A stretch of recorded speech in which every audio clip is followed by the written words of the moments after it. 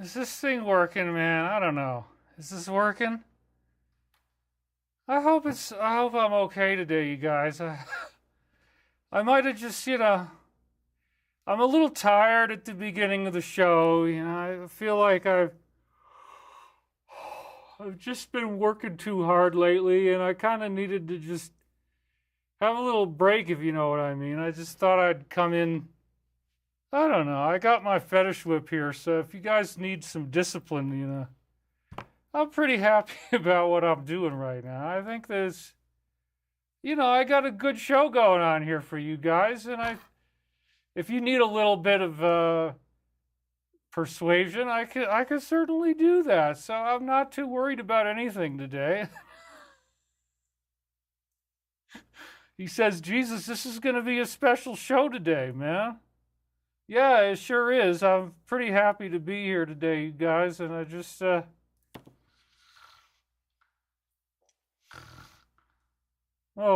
sorry about that. I think David gets distracted and hurt by a hater. That's not true at all, man. You guys are just so silly. Why do you keep on hitting me with this stuff? I don't know, man. Anyway, it's a great day here in Colorado. It's a nice sunny day, and I just thought I'd prepare myself accordingly for the show and just get a little bit of, buzz on before I started. It's all good. I'm not worried about it. It's my initiation, man. So you guys take care. Okay, I'm done. I'm out of here. That's the end of the show. Thanks, everybody. Have a good night. Bye-bye. Woo! Ugh. Ugh. Ugh. No, it's all good, man. I'm actually still sober. Somebody says, David, have you been watching the news again? Yeah, that's what happens if you do, right? I did get a haircut. I am still sober. That was that's called acting. There's nothing else going on with that. But I like to have some fun here and make myself laugh a little bit.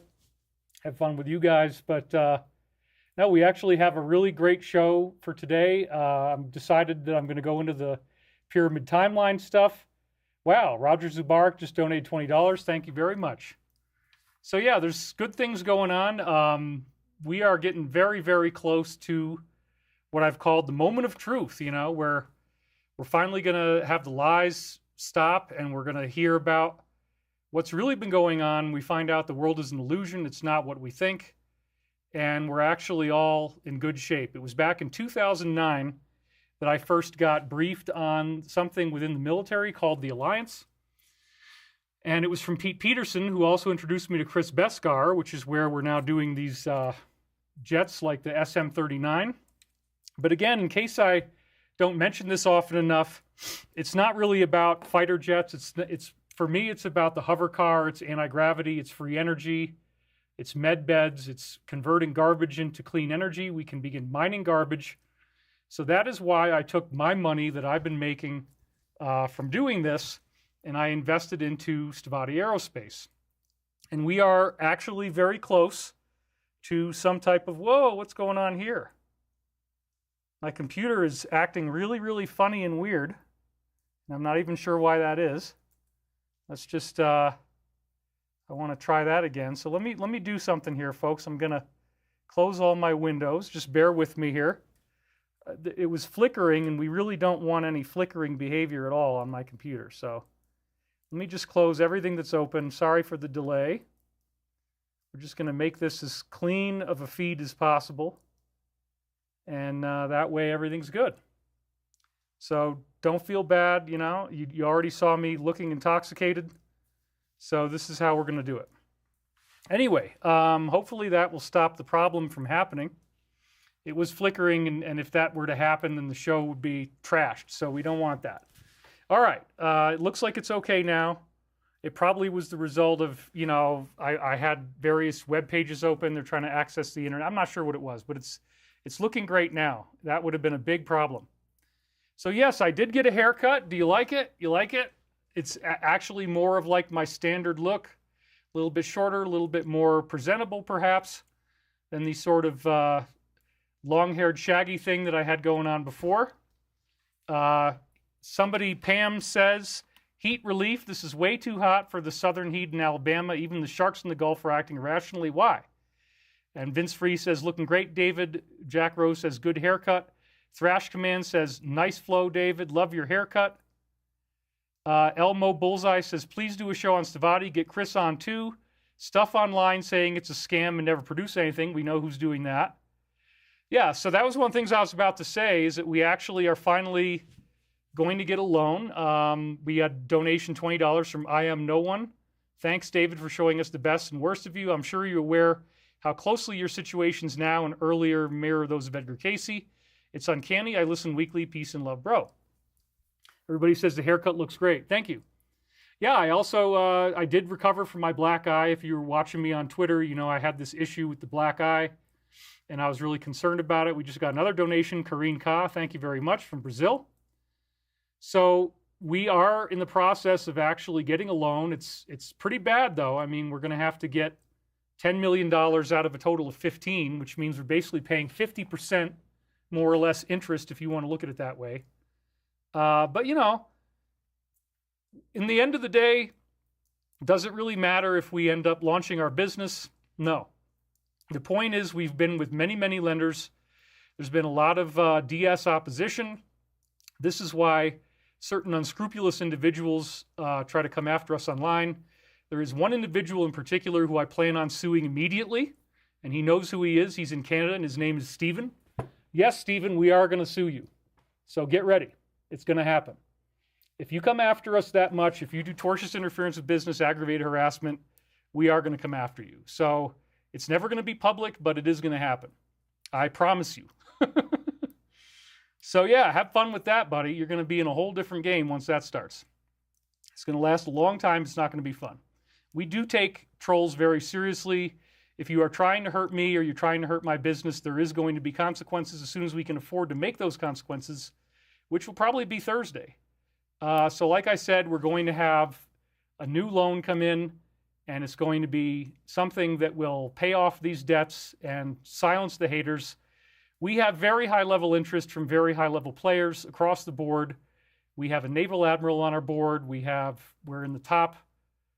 We have the top people in the Navy, the Air Force, and the Army to work with products. And if you come after our business, we are going to come after you. So please bear that in mind. You know, if you want to stop doing this, we may still have some mercy, but the time is now. You need to stop right now. Because as soon as we have the money, we are going to start going after the people who try to hurt us. I can promise you that. This is just boundaries. This is what I have to do. It's not fun, but, you know, it's what we have to do. So anyway, today is a great day because I want to talk to you guys about how everything is coming into coalescence. And this really ties in very nicely with concepts of initiation and ascension. So I'm going to start with the Law of One on initiation, part 1.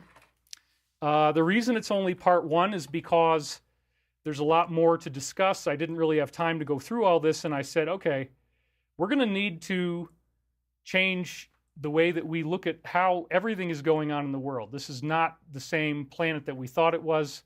We're in a very holographic reality, and things are going to be changing. So whatever you believe that the world is now, go ahead and continue to believe that if you want to. I'm just going to give you an alternative perspective. Now, there are certain trolls who try to say I'm a con artist or I'm a thief. That is not true.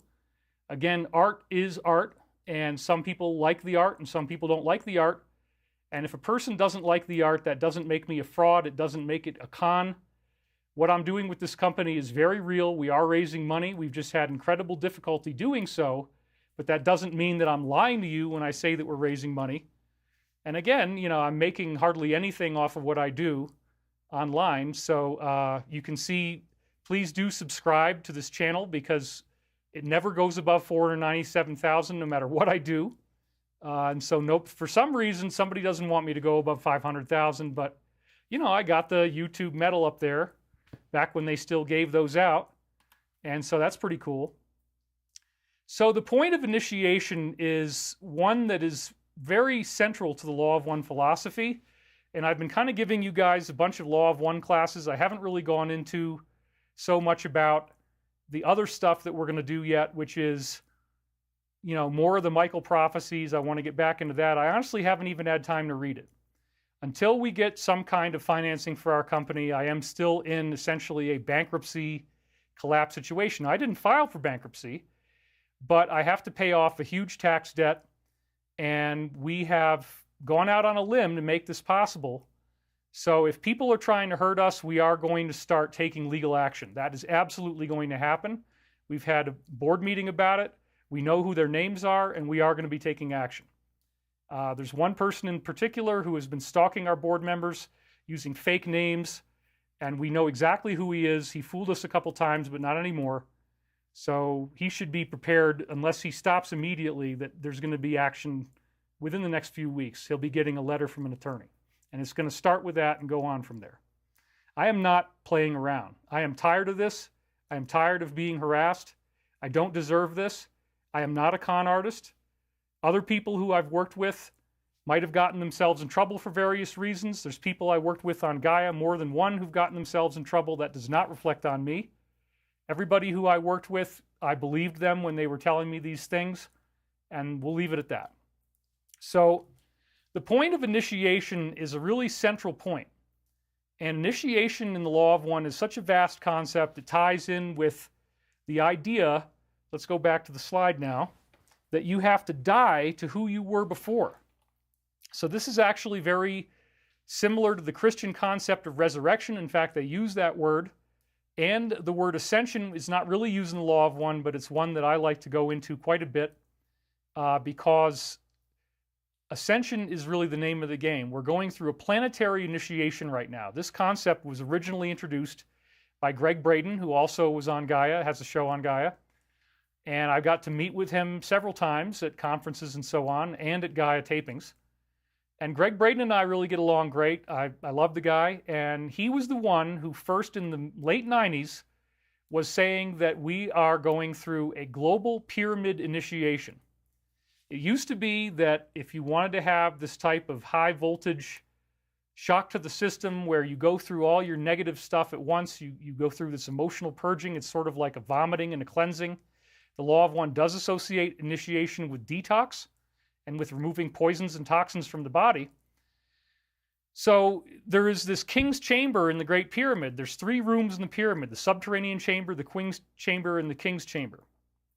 And so those rooms are in fact all related to places where you can experience heightened pyramid energy. The word pyramid is a derivative of pyre-amid, or fire in the middle.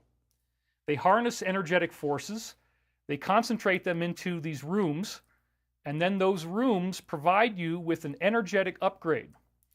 There was a Russian study that I found a long time ago in the late 90s, and I lost track of it, but it was an estimation based on this torsion field physics that about 50% of all the energy that life forms take in for their own nutrition and survival is directly not from food, not from sunlight, not from water, and not from breathing oxygen, but actually from energetics.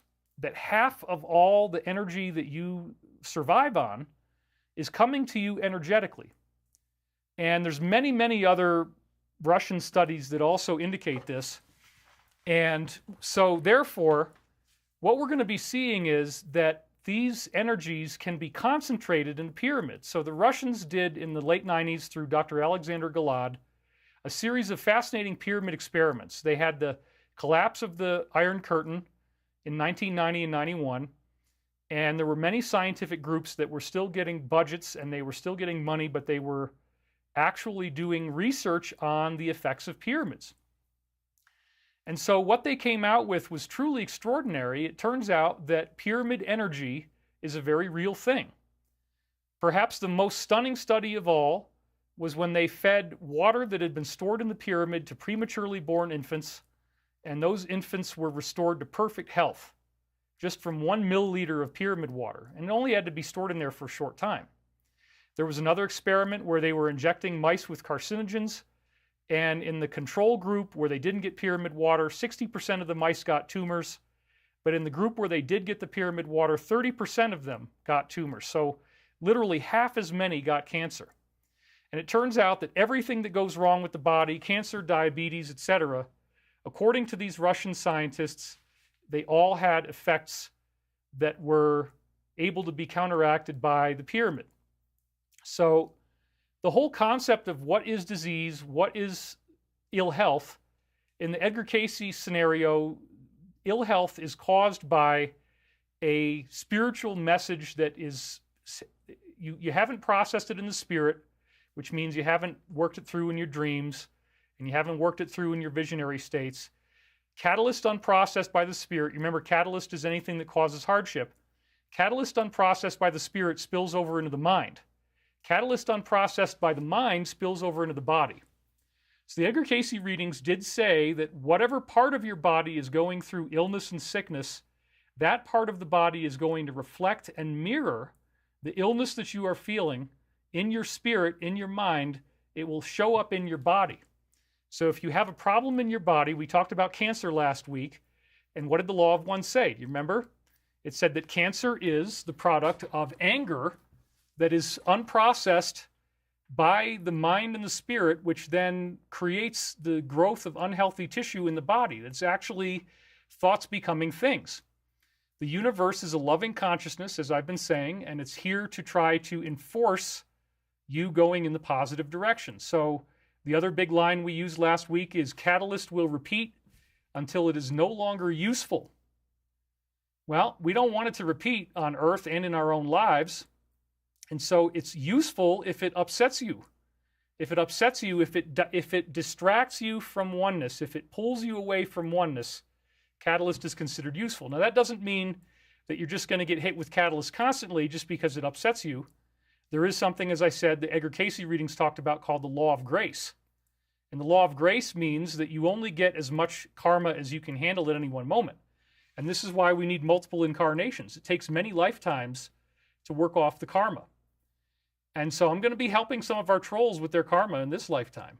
And we already, he wrote one of our lawyers, and the lawyer is very, very angry. And so we're going to pay for that lawyer to take action. And he's already had that message. So you can't screw around with us. Once we have money, we're not going to tolerate this anymore. There was a kind of troll free-for-all that we had because people could do this without repercussions. That time is ending. We are going to be taking proactive steps to stop this. And so what we're talking about here is catalyst, and it repeats until it's no longer useful. So if you become more loving, then you won't need to have these bad things happen anymore. If people stop bothering us, we're not going to bother them. It's very simple. But if you do bother us, we are going to have to respond. It's just basic self-protection. So Cynthia Marie Brewer says, anger, confusion, frustration, and exopolitics. Here's another one we can get rid of. So anyway, we have a lot of things going on, and there are always trolls. Psychopathy is a very real thing. These people are essentially murderers, but they don't want to really commit violence because they don't want to go to jail. So what they do instead is they go after people like me because I have a popular live stream, and so they want to write these hate comments on there. But again, we're not going to take this anymore, and I'm very happy about that, actually. So the point is, in initiation, you have to die to who you were before. That's a very, very big concept. If you hear it from the Christian paradigm, they talk about the concept of being born again. To me, this has been very heavily distorted. Typically, they talk about the idea that, all you have to do is get saved, and then you can say and do whatever you want. That is really not an accurate Christian teaching. You can't just go to church on Sunday and then be a quote-unquote evildoer during the week because, I'm saved, it's okay. But when you do go through a genuine resurrection experience, a spiritual resurrection, a rebirth, that is the product of initiation. Initiation is the difficulties that you go through, the dark night of the soul. I've certainly had many of them. I have been unrelentingly attacked by trolls online ever since I started doing this. They always say, David has an ego, David is making money, David is a con artist. None of those things are true. I mean, I am making some money, but certainly not very much. I have enough of an ego to protect myself, but I've learned through many painful experiences that, in fact, I need to have more of a sense of self, more of a sense of self-preservation. I allowed too many things to happen. I did not fight back. I did not expose what people were doing, the wrong that was being done. And they think it's funny. It's not going to be funny. You're not going to be laughing. So we're going to take care of those things, and in the process, I'm going through a rebirth, which also includes having much better boundaries and not standing by and allowing this horrible negativity to go on without being checked. So I want to share with you the main Law of One quote on initiation. But first, I want to reiterate one that we did before, was session 60, question 16. And again, I guess before we go into that, let's just say we got a couple donations here. Humble Pie said, David, thank you, come to North Carolina. Lori donated $5. Sorry if I can't get all the things right. So again, this is art. You know, there's a lot of trolling activity today. It's sort of like if you talk about it, it emboldens them. But the point is, art is subjective to the viewer. If you don't like the art and somebody else does, it doesn't mean the art is bad. It just means you don't like the art. You can see art that's actually really pretty terrible that still seems to get very valuable. I mean, the Jackson Pollock painting, I wouldn't want to have some splatter thing on my wall. And yet these paintings are worth millions and millions of dollars, even though the guy himself was pretty crazy. And people have analyzed it and said, you know, it's kind of fractal and he's got like a fractality to the thing that he's doing. But anyway, there's some art out there that's pretty outrageous. And Andy Warhol was criticized because he was making paintings of Campbell's soup cans, and now those paintings are worth millions of dollars. Picasso was criticized because he was drawing people's faces looking all crazy. Oh my God, it's like a child drew this. Now those paintings are worth millions of dollars. So what I'm doing here is simply art, and if somebody likes the art, that's all it takes. If they like the art, and obviously you look at the comments, everybody's really happy. We have 2,600 people watching right now, and it's going to go up to probably closer to 5,000 before we're done. So anyway, the Law of One is something I talk about. I've been researching it since 1996. To me, it is the premier channeled or revealed teaching out there. And I have always been behind the same material. My perspective hasn't changed. I've talked about this all along. I have a very strong sense that this is the premier channeling of our time. The only other one that's kind of in the same ballpark is the Edgar Cayce readings. But I've studied the Law of One much more than the Edgar Cayce readings, actually. The reason why, in part, was there was an awesome amount of scientific information in it that I was then able to validate, such as in my first published book, Source Field Investigations, which was a New York Times bestseller, as was the second book, The Synchronicity Key. And then each of my other books after that were basically in the top 15 or 20 on the Nielsen ratings, which would mean they should be a New York Times bestseller, but the New York Times simply failed to acknowledge that. But at least I got 2 of them. Plus, I'm on Ancient Aliens. That's a very popular show on History Channel. Runs all day Friday and Saturday. I'm in over 100 episodes. I've done over 650 episodes of television altogether, if you include Gaia. And what I'm doing here, I've done way over 100 talks in front of live audiences. So that's part of why I feel comfortable with who I am. And again, it's a very popular thing. So obviously certain people don't like that. So the Law of One, to me, stands on its own as a very valid teaching. And this was a quote where we were on the show about honor and duty. It is our honor and duty, and we got John Cox donated, thank you, to attempt to remove the distortions that the use of the pyramid caused. They built the pyramid. Ra/Archangel Michael built the pyramid. And Archangel Michael was just the name that Ra was using in the Christian period. It's different names. That's how he was able to camouflage his identity, which was essential to this mission. It's our honor and duty to attempt to remove the distortions that the pyramid caused in the thinking of your peoples and the activities of some of your entities. We do not deny that such shapes are efficacious. We were just talking about the healing effects that pyramids have. Nor do we withhold the general gist of the efficacy. However, we wish to offer our understanding, limited though it is, that contrary to our naive beliefs many thousands of your years ago, the optimum shape for initiation, there's our word, does not exist. So this gets into the concept that the pyramid was built as a chamber of initiation. The idea was that you have to crouch down as you go through this ascending passage to get inside. You can't stand up straight until you get to the Grand Gallery, where the height goes to 286.1 primitive inches. There's 3 paths that you can take. You can go down the descending passage and you go into the subterranean chamber, or there's a turning point where you can go up into the ascending passage And then once you get to the end of the Grand Gallery, I'll show you all these pictures in a minute. You can either go straight, which is the easy path, and you go into the Queen's Chamber, which seems to represent traditional religion, traditional understandings, or you can ascend into the King's Chamber. And the King's Chamber is where you have a sarcophagus made out of purple granite, and that sarcophagus is where people would lie down, and then there would be a trained healer, according to Law of One, who has a crystal, and you go through crystal healing. Now, this is a very, very upsetting process.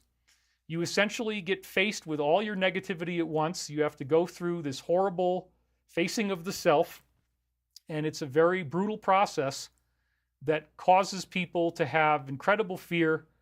You basically get the sense of your body being eaten. You get tortured. All these horrible things happen. But if you make it out of there without your soul disintegrating, I guess, then you come out as an ascended light being. And the Edgar Cayce readings did endorse the Aquarian Gospel of Jesus Christ, which was another channeled work in the early 20th century. They said it was accurate. And those books described that Jesus completed his initiation in the pyramid. That Jesus actually went to Egypt. He went into the Great Pyramid. He went into the King's Chamber sarcophagus. There were priests there who had the crystals, who knew how to do this healing. And Jesus became ascended as a result of this technology, which was built for him to do that. There may have been others who did it as well. We don't really know, but we know for a fact that Jesus definitely did this, according to, again, Cayce readings endorsing this book, Aquarian Gospel of Jesus Christ. Non-military just donated again. He's very consistent. Thank you. He said, your books have the core message of love and compassion for all and have led me to hospice and counseling volunteer work. Thank you, non-military. We appreciate that. You're awesome, buddy. Okay, so back to the main point here. Law of One, Archangel Michael says the optimum shape for initiation, we now believe, does not exist. Well, it worked for Jesus, but it was meant to be there for many other people. Apparently, it didn't really happen that way. But again, if you go into the sarcophagus, if you have this healing, you could experience ascension. So Greg Braden's argument was that we're all going through a global King's Chamber initiation experience, and I believe that's true. So this is the main quote that I wanted to focus on for today, and it's so incredible. It's only in session 2. It's right at the beginning, session 2, question 3. There have never been many to persevere to the extent of progressing through the various distortion leavings which initiation causes. Now, that is a tongue twister. What do they mean by distortion leavings? It means initiation is a process whereby you have to come up against the things that you have created. People who have been trolling me, certain people who've been trolling me are soon going to be sued, and you'll probably know about it if you go looking for it, because they definitely deserve it. And that's going to be their initiation. They've done it for too long. We're simply not going to put up with it anymore.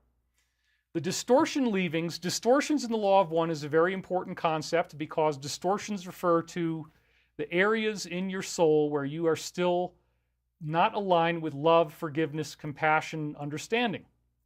So again, as a troll, let's say, you don't have to like the show, but you can appreciate, or you should appreciate, that it is art. And art is not based on anything except the subjective experience of the viewer. And many people are subjectively enjoying these shows and getting great benefit out of them. So that's all that really matters. If one person thinks I'm a con artist or a fraud, that's up to them. That's their opinion, but it doesn't mean that it's true. Because actually with art, it has to do more with the majority. If the majority of people like the art, then it's considered to be good art. And obviously my art is considered good because many people are watching. So when you're going through initiation, you're going through the difficulties that life presents you on the path to ascension, on the path to resurrection, because the Law of One explains that we're going through a planetary awakening and that almost all of us are going to experience a light body activation. We've been talking about this week after week. I talked about the Garabandal prophecies of a warning that came from Archangel Michael from 61 to 65. And then, lo and behold, within a few days, the sun actually gave off the biggest flare since Carrington. That, to me, is the most astonishing thing that's ever happened in the history of this work, where I did a show and the sun itself responded. And so with psychopaths, when they have their brains shut down, the frontal lobes are not there, they're not really thinking spiritually, they don't get any benefit from love, They get benefit from destroying life. They don't like being here. And so they have a sexual satisfaction. They have an emotional satisfaction. They think it's funny to try to hurt and torture and kill people. And so that's what they're into. And they can't really get better, unfortunately. The best they can do is learn that they have to behave themselves and not to take pleasure in destroying other people's lives. But they're probably not going to have the frontal lobes reactivate. I mean, you can. And in the Michael prophecies, I do talk about the ways to do that. Some of the most important ways are to get out in nature, to actually be among the trees and out in the sun, to get exercise, and to have some kind of a job where you're interacting with other people. Most of the times in the past, when I would look up who the trolls were, they were living in very remote areas because, you can trace people's IP addresses. So I did that for a while, and I found out they're almost always in a very isolated area. They're probably not talking to anyone. They're always alone. And so they're very angry, and a lot of that anger dissipates if you start to hang out with people. I had this happen last night. I went down into Boulder to get my hair cut, and afterwards I said, let me stop off at the sushi bar. So they put me way over in the corner. I'm like, this is great. I got privacy. I'm all by myself. And there was hardly anybody in the restaurant. It was like 4:45, and they brought in these two women, and these are women who are probably in their 60s. They both had gray hair. And there's all this space, there's all these empty seats, and somebody seated the women right the hell next to me, like 1 foot away. I'm like, oh my God. I was not really happy about it because I wanted more privacy than that. And there was all this other space they could have put these people. But anyway, they put them next to me. I did put my earplugs in so I wouldn't actually be having to hear all of their conversation. And there was loud funk music playing, so I could still hear the funk just fine. And after just only a couple of minutes, I tuned into their energy, and it was just very soft and warm. And they were happy to be there, and they were happy to be sitting next to me. And I was able to just really have a positive experience, to not think or feel like a troll, but to just sort of accept other people. And I accepted being in this restaurant, and sure enough, I ended up having some conversation with them. They'd never had sushi before. They didn't really know what to order. I told them, you probably want to check out the salmon. You want to check out the hamachi. And I said, if you get the eel roll, it's going to taste, it's kind of got a bacony flavor. It's a very, very rich flavor that a lot of people really appreciate. And they were very happy. So again, it says here that there have never been many to persevere through these distortion leavings caused by initiation. As you go through initiation in life, if you have the psychopathy happen, that's because something happened to you that was so intense, so violent, so upsetting that you were only able to handle it by having parts of your brain that process pain literally get turned off. And unfortunately, when this happens, it takes a lot of work to get them turned back on. Typically, they stay off, the tissue starts rotting, there's less gray matter in these areas, and there's about 14 areas of the brain that are affected this way, and then a total of 17 areas because other parts get more fired up. So the point is that when you go through the painful experiences of life, that's called initiation, and nothing happens at random. So catalyst is initiation. The things that happen to you, the things that upset you, are part of what you go through in life to be able to have your own awakening, hopefully. But if your brain snaps, and if you end up turning off these regions because you can't handle the pain, then it can even be one instance of sexual trauma is enough to cause people to have these parts of the brain turn off, because you're just screaming inside your mind, and then your mind says, okay, this is too much, I'm overwhelmed, I'm going to turn off the parts that scream so I can handle it. But unfortunately, when you turn off the parts that scream, you also turn off the parts that are capable of love and nurturance, which is all in the frontal lobes. This is why the mark of the beast is associated with a dark spot on the forehead. It's actually the deactivated brain of the psychopath. This is about 4% of men, 2% of women. Most of them are non-violent, but there is a spectrum. And if you take the psychopathy spectrum all the way to the far end, now they're going to actually be serial killers. And most serial killers are pattern killers. They keep doing the same thing over and over again. So this quote to me is very significant, because I am out here week after week. Whether some people want to believe it or not, I'm taking very genuine risks with my life. This is not something that's easy to do. When you have, trolls coming after you all the time, it doesn't help you stay married. It makes people scared. Every woman I've been with has had really difficult times as a result of being attacked by so many people, and they get rolled into that. There's really nothing you can do about it. Anybody who goes online, anybody who does anything online at all, you're going to have trolls. And Edgar Cayce had negative entities interfere with his work, posing as the name Halaliel, because he got mad at his trolls. And this included people that actually took a pocket knife and peeled the fingernail up from his finger just because they didn't believe he was really in trance. They didn't want to believe what was happening. So in this lifetime, I've done my best. As I said, in the first years of my work online, I wrote every single person who hated me. I had an email exchange with them. I did this from, I want to say 1996. Well, I'm already starting to lose my voice. Have to cough it out. 1996 up through 2002 is when there was one individual who was so psychopathic that all he wanted to do is torment me and torture me. Didn't matter what I was saying, didn't matter what I said to him. He had disabilities with his physical body, and he was just pissed off at anybody who was not disabled. And so as long as I kept talking to him, he was going to be sadistic and cruel and murderous and treat me with incredible disrespect. And that's when I decided, you know what? There's certain people I'm never going to be able to reach, and that's okay. But I believe that I'm one of these people. Oh, we got another donation. Patricia Whidbey Sewing. I have a birthmark over my third eye in the back of my head. Is that a bad thing? I would say no. That's actually like a sign of the pineal gland awakening, similar to the bindi in India. Maybe you had a past life in India. So I'm one of these people who is able to renounce fear and continue to talk about these things regardless of all the trolls that I get, some of which are from the intelligence community, some of which are not. They're not all that, but a lot of them are. And I have persevered through these various distortion leavings. I've left behind my distortions.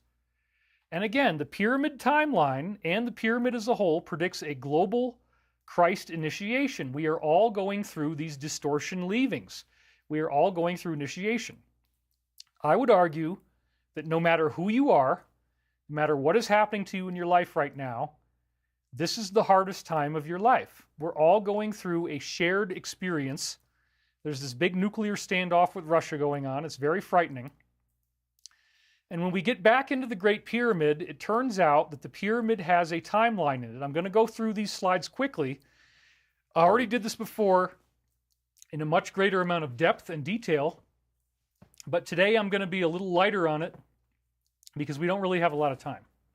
So, these are the three pyramids of Giza. The one in the front is the Great Pyramid. You can see there's a line down the middle. We'll talk about that in a minute. In between each of the faces is a straight line where the triangles are, line through the middle. Then you got the second pyramid's almost as big as the first, then you got the smaller one, and then three tiny pyramids off from there. So this is one illustration of the passageways inside the pyramid and how there's three rooms. We'll get to those three rooms in a minute, and how the pyramid was built up in layers. That's a theoretical view. This is a view from the side again, showing the three tiny pyramids in the front. Here's another beautiful shot.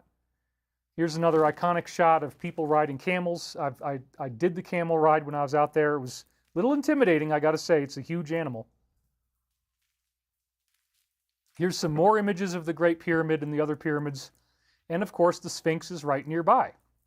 And the Sphinx is pretty incredible too. It's got the Valley Temple, which is made out of megalithic stone blocks, 100 tons each. Nobody could do that now. And this is just an image of the idea that the original capstone on the Great Pyramid may have been made out of gold and was probably stolen just by people that wanted to melt it down. So there's some pretty shocking statistics when we get into the Great Pyramid that you probably have heard of before, but again, I'm going to run through some of this stuff again. There's 2.3 million blocks of stone in the Great Pyramid. They're all too heavy to be lifted by any modern crane. Each of them weighing between 2.5 up to 70 tons. I guess 2.5 ton stone you might be able to lift with a crane. 70 tons, absolutely not. There's no crane today that can lift the larger stones. The Japanese tried to build a replica of the Great Pyramid at 1/5 of the scale using the best technology, laser-controlled, sighting and everything, and they completely failed. The total mass of the pyramid is about 6.3 million tons. In order to do this, you would have to lay down one stone every 2.2 minutes for 20 years. And these are 70-ton stones in some cases. Every 2.2 minutes, all day, all night, 24 hours. Master Rob, he just says, thank you, David, for your love and wisdom. My family enjoyed a spiritual up-leveling from your Law of One offering on the usefulness of Catalyst. There's nothing bad in life. Wow, we love you. Thank you very much. So you have to lay down one stone every 2.2 minutes for 20 years, and we know that there's no corner of the pyramid's base that's more than a half-inch higher or lower than the others. All four corners are basically at the exact same height, which is significantly beyond the finest architectural standards of today. Another really weird thing is that the Great Pyramid is at the exact balancing point of the Earth's continental mass. In other words, if you draw a line from north to south through the continents, and you find the line that crosses the most amount of land, and then you draw the east-west line that crosses the most amount of land of actual continents, this is exactly where the pyramid is built. And in the book Great Pyramid, Decoded by Peter Lemesurier, he says the probability of being in this crosshair location is 1 in 3 billion. So the Great Pyramid was built on the balance point, the navel of the Earth, which is also the navel of the Earth's global grid, as I've talked about before. It's in Michael Prophecies. Again, the discount code REVELATION is still available. Go to thedisclosure.com. It is my finest work. We're still offering 70 books for $70. If I get the deal that we're going to do, this really bad deal that'll at least get us $10 million, so we can start paying for attorneys and other things, then at that point I won't have the deal anymore. But right for now, for the next week, it's still there. So the discount code is, again, Revelation. The probability of the pyramid being on the balance point of the Earth, the largest amount of land north, south, and east, west, is 1 in 3 billion. Plus, the rotational north the pyramid is aligned with to such a perfection that it's only off by 0.06% or 3 arc minutes. Again, there's no buildings that are ever normally made that are sited this well. It's so huge, it's just impossible that this could be done with anything other than a very advanced technology. If you calculate the average height of land above sea level using Miami as the low and Himalayas as the high, you take the average height of all the land on Earth, that is 5,449 inches. And this is the exact height of the Great Pyramid. So the pyramid is built to be a model of the Earth, and these are just some of the statistics. The pyramid was originally covered with mirror-polished white limestone. It looked like a marble sculpture in the desert. Here are some illustrations from a video game of how this would have looked. And there's still some of the casing stones on the side. This was discovered reluctantly by Colonel Howard Vyse. He was trying to disprove the pyramid had casing stones, but there's still some of them on the bottom. And they are so closely put together that they're closer than the tiles on the space shuttle. The cracks in between these blocks are 1/100th of an inch apart. The tiles on the space shuttle are only 1/30th of an inch apart. And the cracks also have a mortar in them. They're melted together. So this is very astonishing, and you can still go there now. I did go there. I did touch the stones. They are made out of a white limestone. So originally, when the pyramid was first built, it was this gleaming white marble sculpture in the desert with a gold capstone, very obviously extraterrestrial in nature, nothing that anyone on Earth could have built. So it has about 115,000 blocks that average 100 inches, 8.3 feet in thickness. That's the casing stones now. Some of the casing stones weighed up to 16 tons, and it made the pyramid blindingly bright in the daytime, which led to the name Takut, or the light. As I said, they were fitted together so perfectly you can't even get your fingernail in the crack, 1/50th to 1/100th of an inch, depending on who measures it. As I said, better than the tiles of the space shuttle, and the mortar in the cracks is stronger than the surrounding stone, so if you hit it with a sledgehammer, the stone will crack, but then the mortar holds still. Sarabjit Kaur Khalsa donated, and Allison Carr donated. Again, thank you guys very much. We're up to 3,200 viewers now.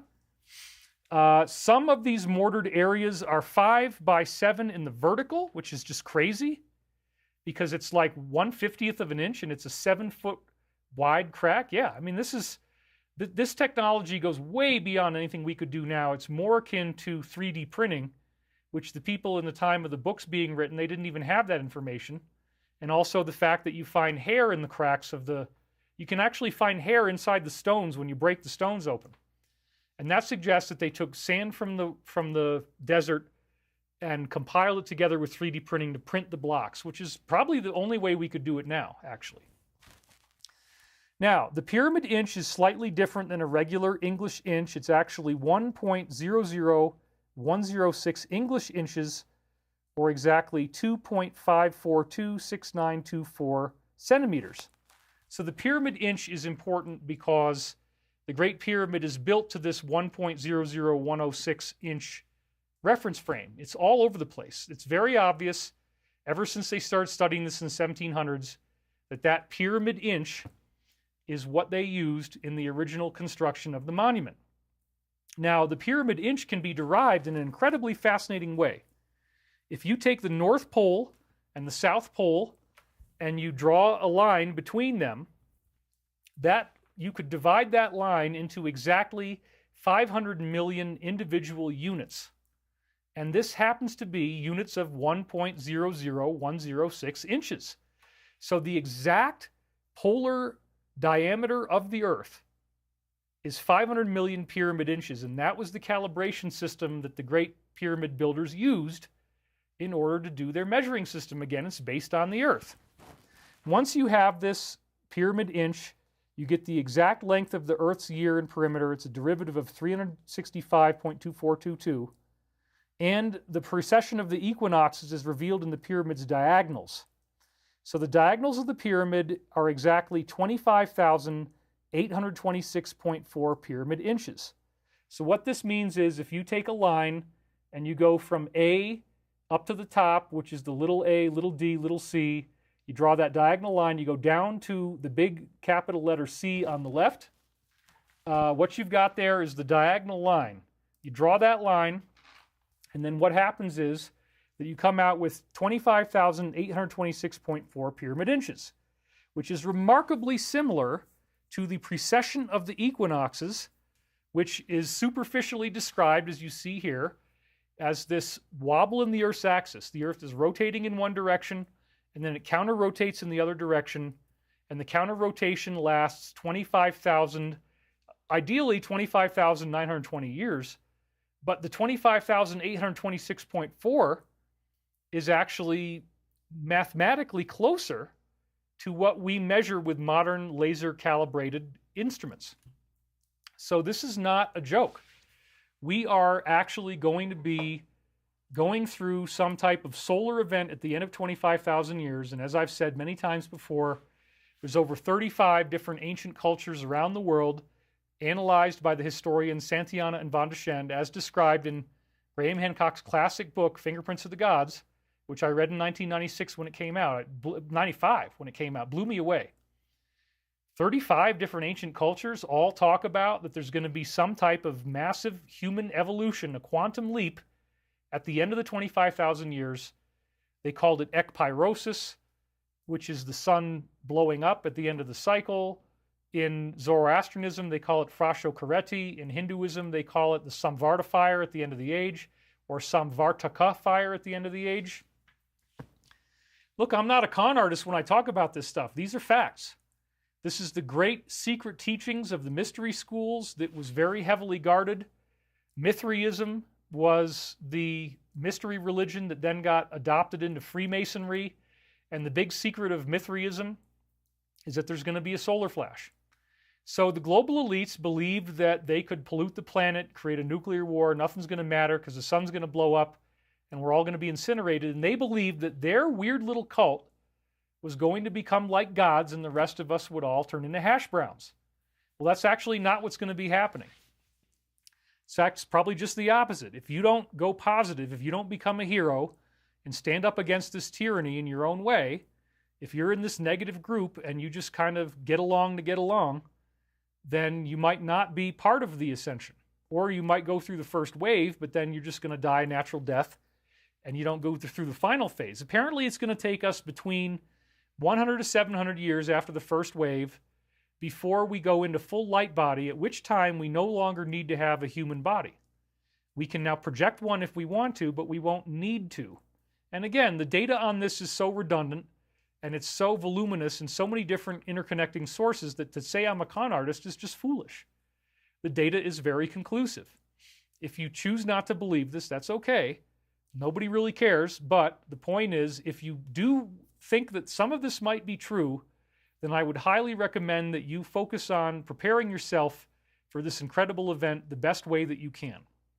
Now, the Great Pyramid not only was built with all these architectural marvels, all the corners are leveled, the casing stones on the outside, 1/50th of an inch crack. It was blindingly bright during the day. It looked like a marble sculpture. The pyramid was a tool of prophecy through something called the pyramid timeline. And this gets into what exactly is going to happen at the end of the 25,000 years. And it symbolically tells you this. C. Fabian donated. He says, "You are amazing." Thank you, C. Fabian. Let me have another drink so I don't lose my voice. I'm not sure why this is. Oh, I know why. Because I got my windows open right now. And last night I got a really bad sore throat because it's too hot to leave the windows closed. That's one real weakness of my physical body, is that I can't have air blowing on me. I can't be under an air duct or air conditioning especially. And if I leave windows open because I want to get that nice fresh air, then the problem is I get a sore throat. So that's why this is happening. Now I understand. So the pyramid timeline was something presented in this book called Great Pyramid Decoded by Peter Le Mesurier. This was the version of it that I got. It was one of the very first books that I read after my awakening. So we were talking about that I did the Wanderer questionnaire, that I found the material that was in Dr. Scott Mandelker's book from elsewhere. It really blew me away, the idea of being an angelic soul, that you remember a place that's harmonious, where nobody would be a troll, nobody would want to hurt you just because they think it's funny. Everybody gets along really well, and that makes us naive. We're easily deceived until we learn to have boundaries. And that can happen. But these ET souls are very real, and they all have consistent characteristics that we went through last week.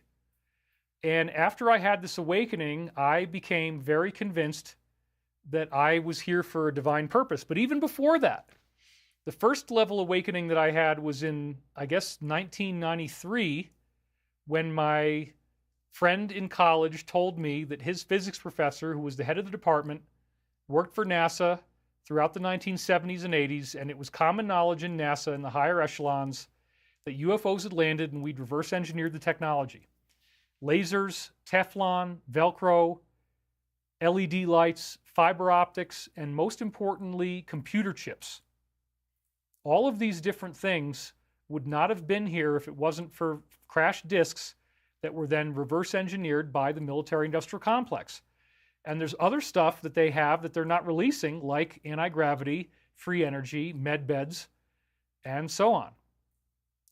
So after I heard about this UFO disclosure that UFOs are real, the first book I read was written by Maurice Chatelain, Our Ancestors Came from Outer Space, and it had a lot of really great stuff in there. And the second book that I read was Great Pyramid Decoded by Peter Le Mesurier. And it gave you at the beginning all those statistics I just ran through, the fact that if you take the polar diameter of the Earth, you chop it up into exactly 500 million units, lo and behold, you get this pyramid inch, and it encodes the precession of the equinoxes, it encodes the Earth year, the exact amount of days that Earth year is. And then inside the pyramid is a timeline that very accurately predicts a bunch of historical events. So let's run through this now. This was something at the beginning where he's showing you all these different pyramids. And even though they say the Egyptians built all these, most of them are all dilapidated. They barely even look like a pyramid. They're all broken down. They've just crumbled apart. So the Great Pyramid is held up very, very well by comparison. So here's a picture of it from the sky. Again, you can see that line up at the top in the middle of the triangular face. It's dark. This is something real. And it could actually be that when the was facing stones, the gleaming white limestone on the outside, those casing stones, that if you shined a laser at this, the laser could reflect off of it and it could be a guiding beacon for a spaceship to come in. So that might be part of the reason why that line is there. is that you could actually use it to shine a laser onto from space and guide your ship in. It's a very interesting possibility. So the King's Chamber is used to produce initiation, which provides us with ascension. Napoleon got into the King's Chamber for one night, as it was pictured here, and he was so freaked out by the nightmares that he had that he came out running in the morning, and he said, "I'm never going in there again." So he had demonic visitations, obviously. And unfortunately, the Law of One does indicate that the priests and priesthoods in Egypt ended up going into demonism, and this room, this King's Chamber room with the sarcophagus, is a great place to summon demons if you're using black magic. It would be very easy to get it to work because, again, it's an interdimensional portal in this area. So Napoleon was going through this interdimensional portal, and he got really freaked out, and he drew this. This is his own drawing of the pyramids and his own handwriting of the horrific experience that he went through when he was in there. Now, in this case, the sarcophagus is rounded off, which isn't really true, but what we're seeing is the description of the priests with their crystal healing technology and how you lie down in the sarcophagus and then your soul leaves the body. You have an out-of-body experience, an astral projection, and you see this weird bird with a human head above the body. That's the Ka, or the spiritual body in Egyptian terms. So this is part of what the pyramid's all about. It's a chamber of initiation. This is the initiation experience that somebody's going through in the pyramid, where you leave your body and you have essentially an extended nightmare. Napoleon couldn't handle it, even just a little bit of it. And because of the evil that he was doing, the demons were able to really torment him in the King's Chamber. But we also have people who could use it for positive purposes. Now, again, this is what's happening on Earth as a whole. We are going through a collective ascension and initiation. So the King's Chamber conditions are now happening to all of us everywhere on Earth because we're so close to the first wave, which, again, in Michael prophecies, they say that by next year, 2025, we will have had the truth come out about the deep state. We will learn things. There will be people who are arrested. There will be a peaceful end to all the horrors that we're now seeing. I was first briefed on this plan in 2009 from Pete Peterson, who introduced me to Chris Beskar. And I said, wow, if this is really true, then we need more publicity. There's not enough people talking about this, and I've been talking about it ever since. And I've been talking about this long before the posts appeared in 2017, long before any of this stuff became obvious, long before COVID. We had people predicting that in advance. Insiders were predicting that, as I talk about in Michael prophecies, and the inoculations, all that stuff I was hearing about long before it happened. So these are undeniable facts. If somebody chooses to deny those facts, they're just being dishonest, because there's many, many things that I've talked about which have now become common knowledge. So another thing that I've talked about that's now become common knowledge is that the pyramid was a monument to the coming Christ. If you take the actual latitude of the pyramid at the summer solstice and you put this mirror-polished object there, you get the crucifix. So that's what we see at the bottom. Now, as we go through the first, you see the 2nd or 3rd of December, this actually represents the arms. Let's go over to the wide. This represents the arms of Christ on the cross. And that's what it was designed for, okay? The arms of Christ on the cross, December 2nd and 3rd, February 27th, 28th, the arms are coming down. Oh, we got another donation, Reality with Krista. Thank you so much, David. In January 2020, my awareness of the awakening process, I led to you on Gaia, Cosmic Disclosure. Listen to you every Sunday is truly a gift. Thank you very much. I really appreciate it. Okay, back to this. The arms are up, as I was saying, and you can look at that in the outline of the pyramid. And then by the summer solstice, it really does make this gleaming white cross of light on the desert floor surface. It's quite incredible, and it's only because of the latitude that it was at. Another undeniable Christian connection is at the same slope angle of 26.3 degrees, crosses directly through Bethlehem. If you just draw it up from the east-west line, it crosses directly through Bethlehem right near Jerusalem, and it also crosses the River Jordan. It's right near Jericho. This is another really, really fascinating point. Like, wait a minute.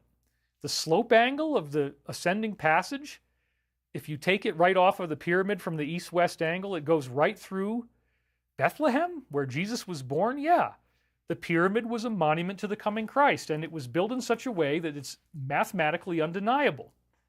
Another really weird thing that's in Great Pyramid Decoded is Tecutli, which is a Mayan god who apparently did appear in front of them, and he is crucified. He has surprising similarities to Jesus. He's carrying the crucifix. He's the pre-conquest Lord of the Vanguard. His name apparently means he who leads the way.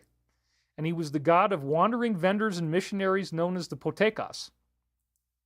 So this, again, there's pyramids being built over in Mesoamerica, and they have Tecutli, and he looks like a crucified Christ. We also have Viracocha, the bearded white man who appeared over there.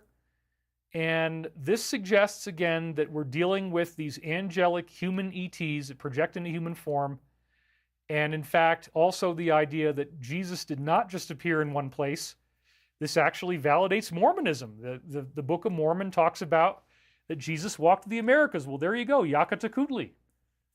So there's a weird Christian connection with the pyramids. It is undeniable. And if you actually look at the passageways from the side, Le Mesurier says that it reveals a stylized image of the hero. So if you look at the descending passage and into the subterranean chamber, you have the pit. That's his feet. The passageways make a line that's like his body. The grotto actually represents the generative organs. Let's be very careful in what I say. The queen's chamber represents his heart, and the king's chamber represents his head. And then the relieving chambers above the king's chamber, as you can see there, or that they call the chambers of construction, that represents his crown. So this is all of us. The pyramid timeline, which we're about to go into, predicts all these events that are going to happen in history with remarkable clarity, and it leads up to 2012 and the time that we're in now.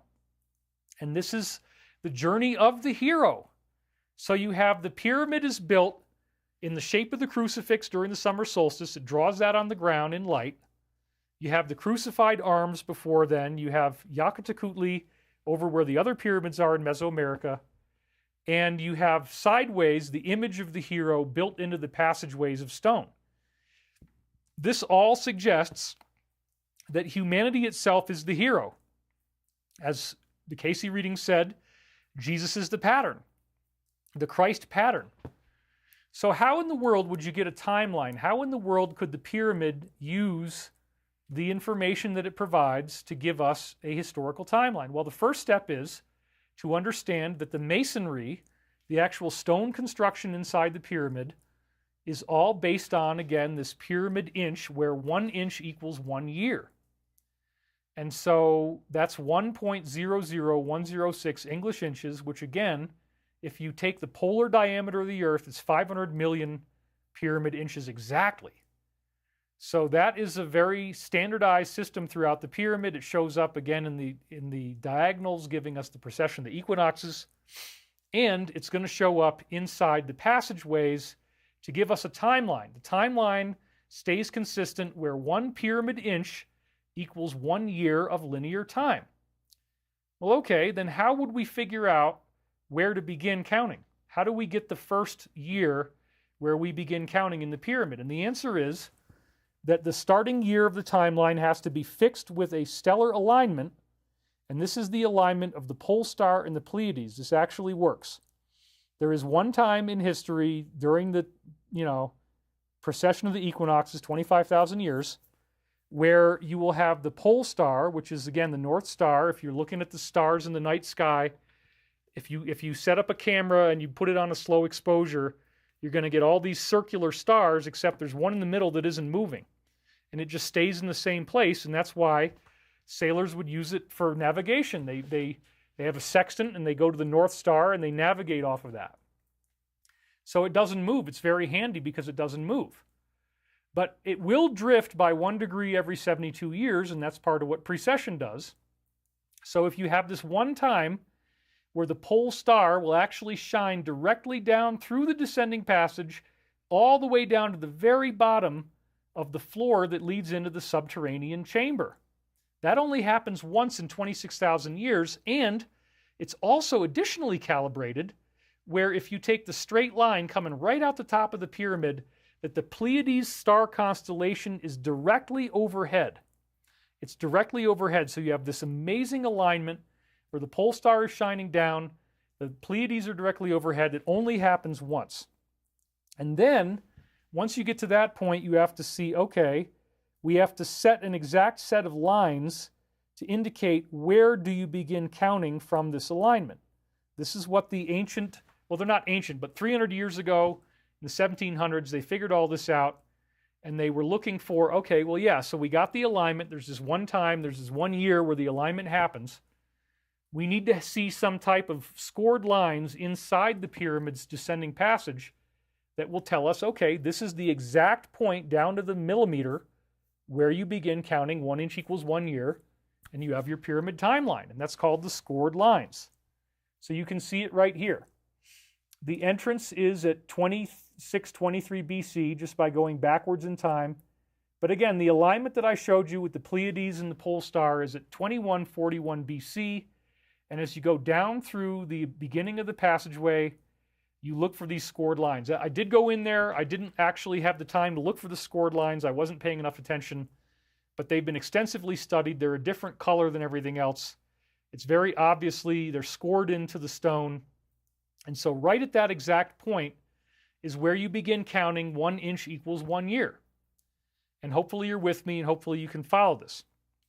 So then, the next stage of deciphering the pyramid timeline is that there is a basic numerological system that is used so that numbers have symbolic meanings. And there's a lot of stuff here that I don't really want to go into. We're just going to go down to where it says arithmetical symbolism. The number 1 means unity or the one. The number 2 means production, generation, productive. The number 3 means perfect, utter, and complete.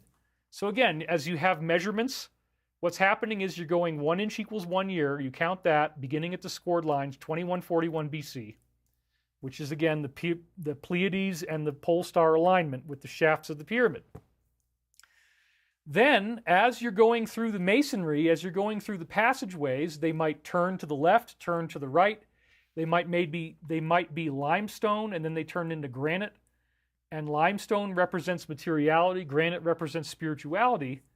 But then the actual size dimensions of the changes in the pyramid, if there's a kink, if there's a bend, if the roof height goes up or down, you analyze it based upon these number codes, which also are in the pyramid texts. So Le Mesurier based all of this off of Egyptian numerology. So it's a very fascinating system because they actually used math to encode spiritual messages that are quite detailed. So the pyramid ends up giving you psychic readings. Using these number codes, you get psychic readings that go into quite some detail. We're going to read a few of them about what to expect in prophecy.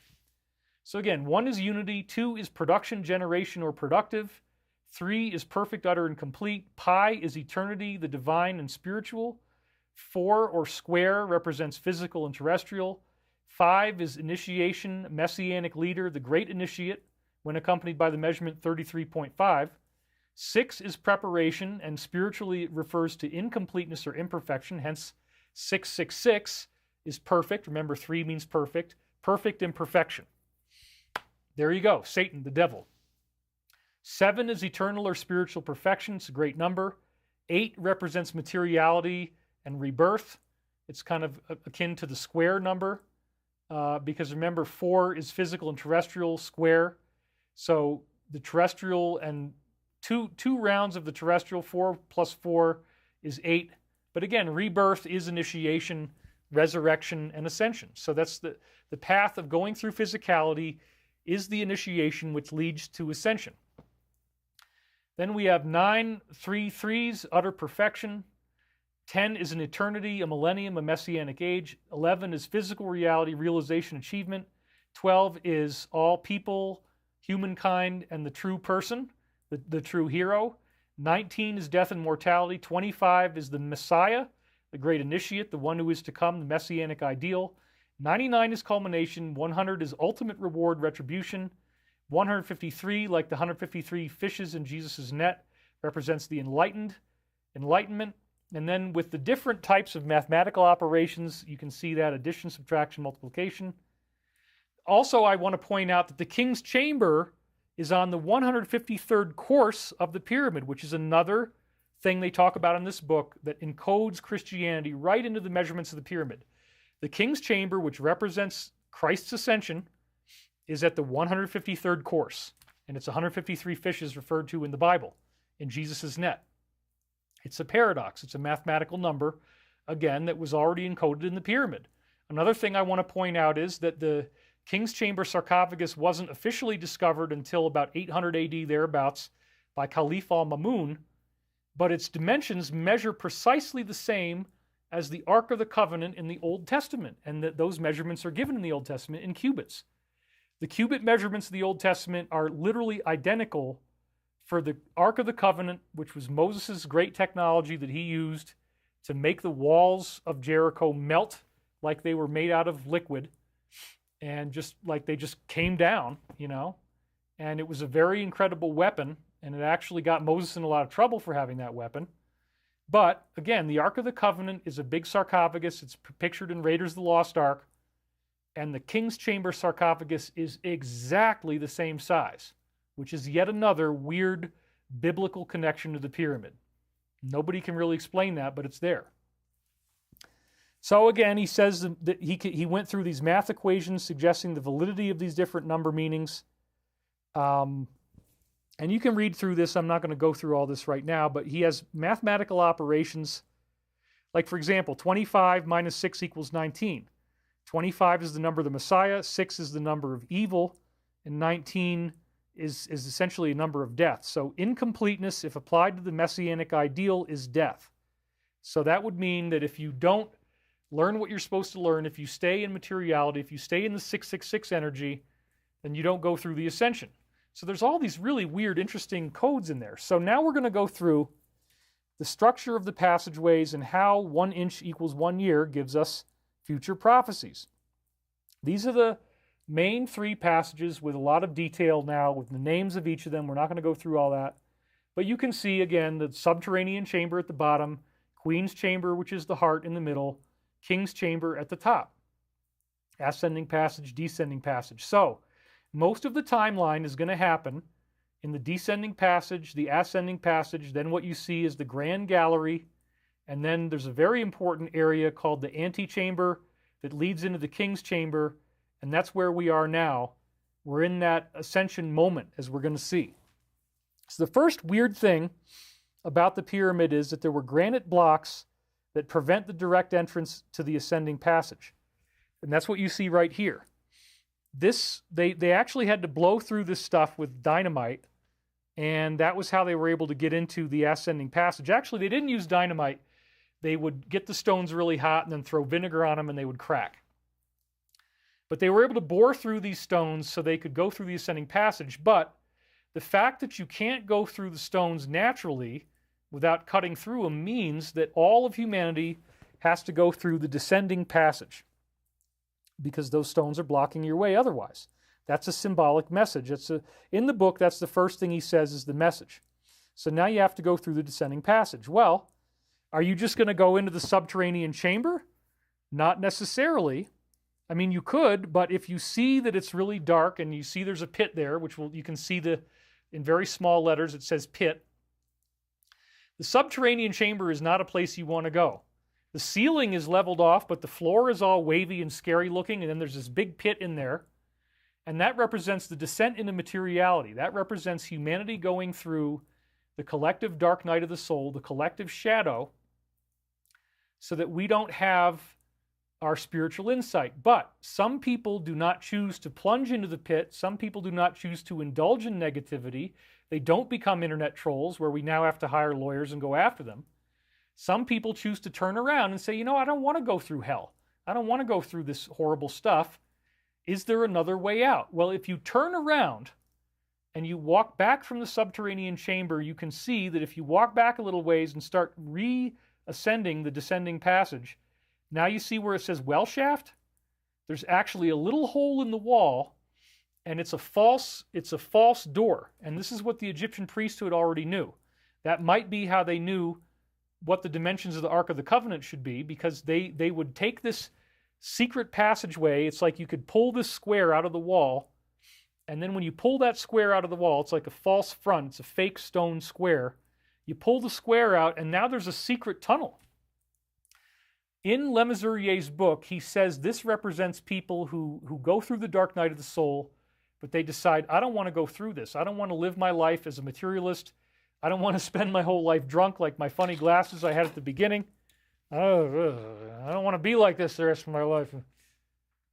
Well, if you don't want to be that way, you can go through the well shaft. So you got to crawl up through the well shaft, and then the grotto is located right where the bedrock is. As you can see, the bedrock was leveled off. That's what the north to south line that you see, that jagged line that's horizontal. The grotto is in the middle of there, and that's a place where you can pause and rest. And again, that refers to the generative organs of the hero. So this is like the root chakra. You're going through the dark night of the soul. You got to climb your way out.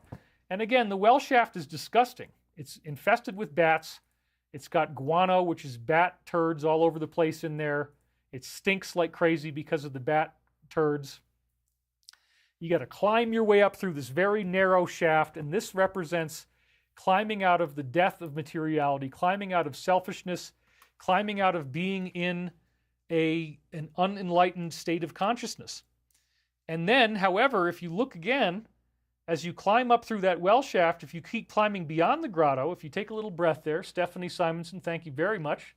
She says, I've been following you for 10 plus years. Thank you, Stephanie. If you climb out of the grotto, then what you'll see is that you go right into the beginning of the king's chamber. Look at that. If you watch where the well shaft goes, it takes you right up into the grand gallery in the ascending passage.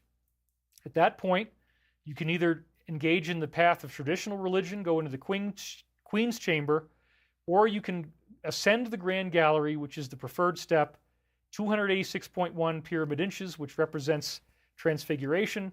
You climb up this beautiful, beautiful, amazing hall. We'll show you pictures of that in a minute. You get up to the top, and then there's a great step, and you have to climb up over this step. It's very dangerous. You could fall down. You have to pull your body up and over this thing, and then you go into the antechamber, as you see next to the king's chamber, and this is the path of true ascension, which means initiation and resurrection in a body of light. So that whole well shaft thing that I just showed you, where you see the subterranean chamber, you turn around, you find there's a hidden door.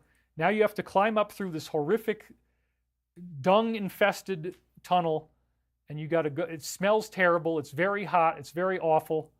But eventually you get up to where you can go to the queen's chamber, again, traditional religion, or the king's chamber, which is real ascension and true initiation. But again, few there are who can tolerate the distortion leavings that initiation creates. Most people can't handle all of the things that you have to give up. You have to let go of your fear. You have to let go of your anger. You have to let go of depression, let go of sadness, let go of feeling bad about yourself, feeling like you're not good enough. The Law of One teaches us you are a being of infinite worth. And so you are worthy of respect. You are worthy of love, no matter who you are. And that's true.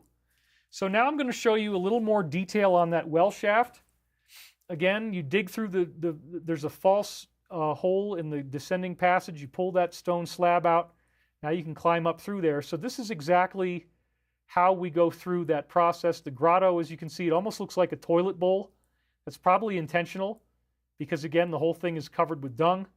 And then as you see up where it says 28, there's a 28-foot vertical shaft where you now have to actually like climb up just by shimmying up there with your hands and feet. There's nothing to hold on to. It's a very straightly carved shaft.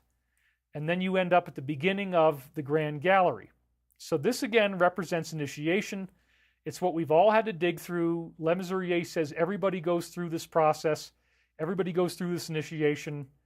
And what we do from there is either determined by, again, traditional spirituality, which can often be very selfish if it's religious-based, or true initiation, which is often a solitary path of initiation and ascension. So this is all very, very symbolic stuff. Now, if going back to the descending passage and the subterranean chamber, it's also called the pit of hell.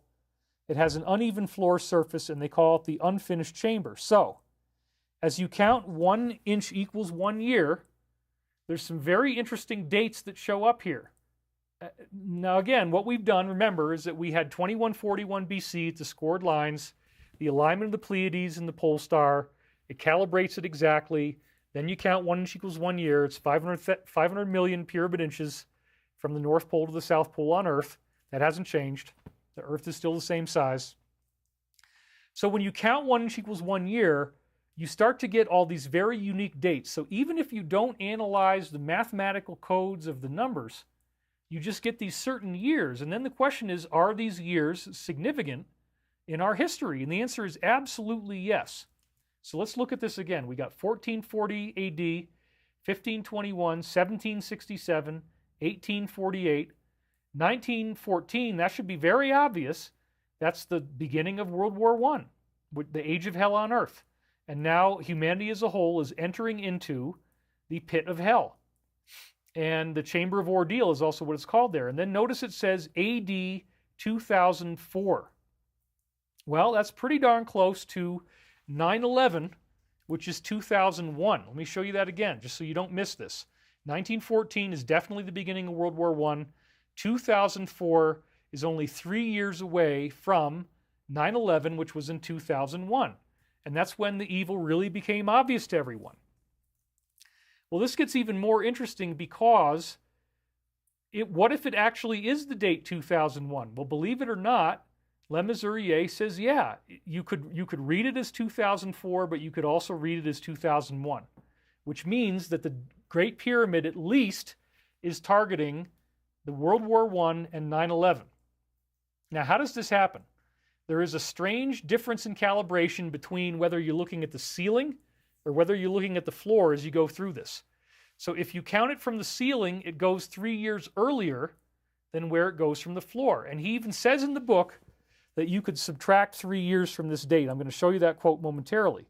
So this actually, even though, again, it says 2004 in the diagram I just showed you, it's 9/11. 9/11, when the Twin Towers came down, Building 9 comes down, everybody's all freaked out, and we get the Patriot Act, we get the Bush administration, they're taking our freedoms away. This is when we entered into the pit of hell. How the heck did the pyramid, which was even in the traditional Egypt interpretations, 2500 BC or something like that, in the Casey interpretation, which was also correlated with Robert Bauval's Giza alignment, it's 10,900 BC or 10,920 BC, basically 12,000, it's 12,490 years before the present, something like this, half of a precessional cycle. If the pyramid is this old, how the heck did they get World War I and 9/11?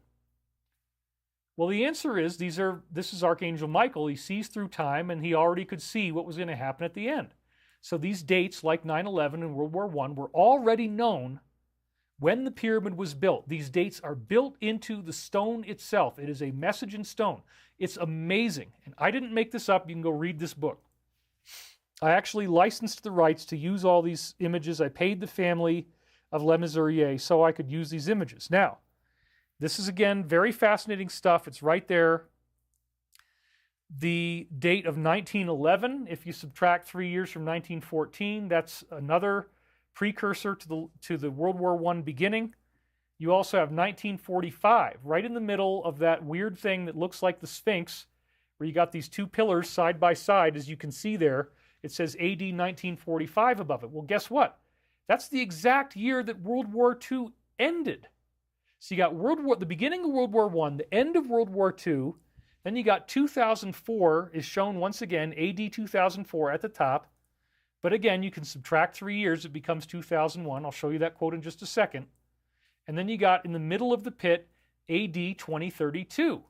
Subtract 3 years, that's 2029. And that's very close to 2025, which is when Michael says is the first wave of ascension. So again, there's a lot of really, really interesting stuff going on here. We've got the beginning and end of, we got the beginning of World War I, the end of World War II, and 9/11 all in this chamber of hell. And then other dates go on from there, 2132 and so on, which may represent when the first wave of ascension actually happens. And if you're not ready for that, and you don't ascend at that time, and you're still living on Earth, you're probably in Mad Max. There's a solar flash, and life goes back to a caveman type of level. That's probably what 2132 means, if we get it together. Now, this is a detailed view of that grotto that you take a pause in halfway up as you're going through. So we're going to go through some of these basic timeline dates once we decode them, and I'm just going to just focus on the dates and did historic things happen during this time. So again, 2141 BC is the scored lines. You can see that where it starts. The descending passage, it says, way of the dead, general path of human degeneration. Physical path of spiritual death for the mass of humanity down at the bottom next to 1521. That's what we're going through. And then 1914 and 2001, 2004, the redemptive age of total reincarnation. That means every person who ever lived is now reincarnated on Earth. All souls are here together to experience this. You have 1914, World War I, World War II, and then the path of no escape for the non-enlightened. It dead ends at 2569. And again, the Law of One says it takes about 100 to 700 years before this solar flash occurs that wipes out all life on Earth. And you have to have gone into your light body by then, or else you're just going to get toasted. So then we see, let's go through the ascending passage now. It says restricted path of physical endeavor. Then at the Grand Gallery's opening, which is at the exact time of Christ, AD 33, Christ's ascension is written right into the pyramid. The roof height suddenly blasts higher. That's the explosion of enlightenment. And then you have, let's go through the Queen's Chamber now, path of physical rebirth for people who are semi-enlightened. The 2279 is wrong. That actually comes out to 2012 if you continue with 1 inch equals 1 year. This is just something where he changed the dating system away from 1 inch equals 1 year. He shouldn't have done that. And if he didn't, it would be 2012, which again is the end of the cycle. So the Queen's Chamber represents, yeah, some people are going to be ascending, but they're not getting the full-blown spiritual activation that you could get. And then after that, where it says 3279, again, those dates are wrong because he did a date change. He didn't go 1 inch equals 1 year. Era of karmic evolution towards spiritual initiateship. But then if we go back to the Grand Gallery again, AD 33, the time that Christ was ascending, explosion of enlightenment, then you have the discarnate path of the fully enlightened, and that's the Grand Gallery, and then it goes up to, as you can see there, in the antechamber, which again starts right at 1914, notice the date, catalytic era of the Messianic initiative. And then it says at the top, union with the divine, that's what the King's Chamber leads to, it's ascension. Then there's these star shafts, it says transition of the spirit planes, millennium earthly age of spiritual escape. So you see those dotted lines coming out of the Queen's Chamber and the King's Chamber. Those dotted lines actually point to various stars in the night sky, like the Pleiades, like Alpha Draconis, which is actually where the Draco are. So it's positive and negative. And some negative beings are going to go to their own 4D negative, as we've talked about before. But again, at the very top, the real key is ascension, union with the divine. And again, those dates, like 1999, 3989, that's because he changed the dating system from 1 inch equals 1 year to something where the inch is compressed and it becomes a lot more years in 1 inch. And I don't think that's true at all. If you leave it alone, you get 2012 again in the King's Chamber in an incredible way. Right where there's this thing called the boss or the seal, there's a slab as you go into the antechamber. I looked at this. I actually got in there when I went into the pyramid. And sure enough, that's the only real stone symbol that's like a little visual symbol inside the pyramid. So this is pretty cool. Okay, so the first date that we're going to see here, going back to it again, is 1453 BC. That's the exact junction between the ascending and descending passage where it says way of the dead, general path of human degradation. And he associates that 1453 with the Israeli Exodus. So that's apparently, there's been research done that sure enough, that's exactly where the Exodus is. Then we look at AD 33, where the roof suddenly gets higher in the ascending passage. That is the ascension of Jesus, and it's right there. Now we're going to go down into the descending passage, and the first date that we see here, where it says physical path of spiritual death for the mass of humanity. That's how he interprets it, and it begins at AD 1521. So is that year important? Yes. That is the exact year of the Reformation, which again is when Martin Luther declared that we need to be able to read the Bible not in Latin but in English, and that it shouldn't be hidden from the people, that we should all be able to read the Bible. The church was reformed. This is where protest occurred, hence Protestant, they were protesting. And this is where all of the other Christian denominations besides Catholicism first formed. Isn't it interesting that as organized religion is formed, that this is associated again with the physical path of spiritual death for the mass of humanity, because religion gives people an opportunity to say, my God is better than your God. And it began in AD 1521. And here's the proof. On January 3rd, 1521, Pope Leo X issues the papal bull Decet Romanum Pontificum, which excommunicates Martin Luther from the Catholic Church. 3 months later, he was called to defend his beliefs before the Holy Roman Emperor Charles V at the Diet of Worms, where he was famously defiant. And then it says, why was the condemnation of Luther in 1521 at Worms not enforced by German nobility? In May, after most of the rulers had left, a rump diet headed by Emperor Charles V passed the Edict of Worms, which banned Luther's writings, declared him a heretic and enemy of the state. Same kind of thing that's now happening to Trump.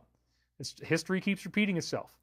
They don't like it when you come out with something that people are into. You know, they want to keep their power. They want to keep their traditional hold.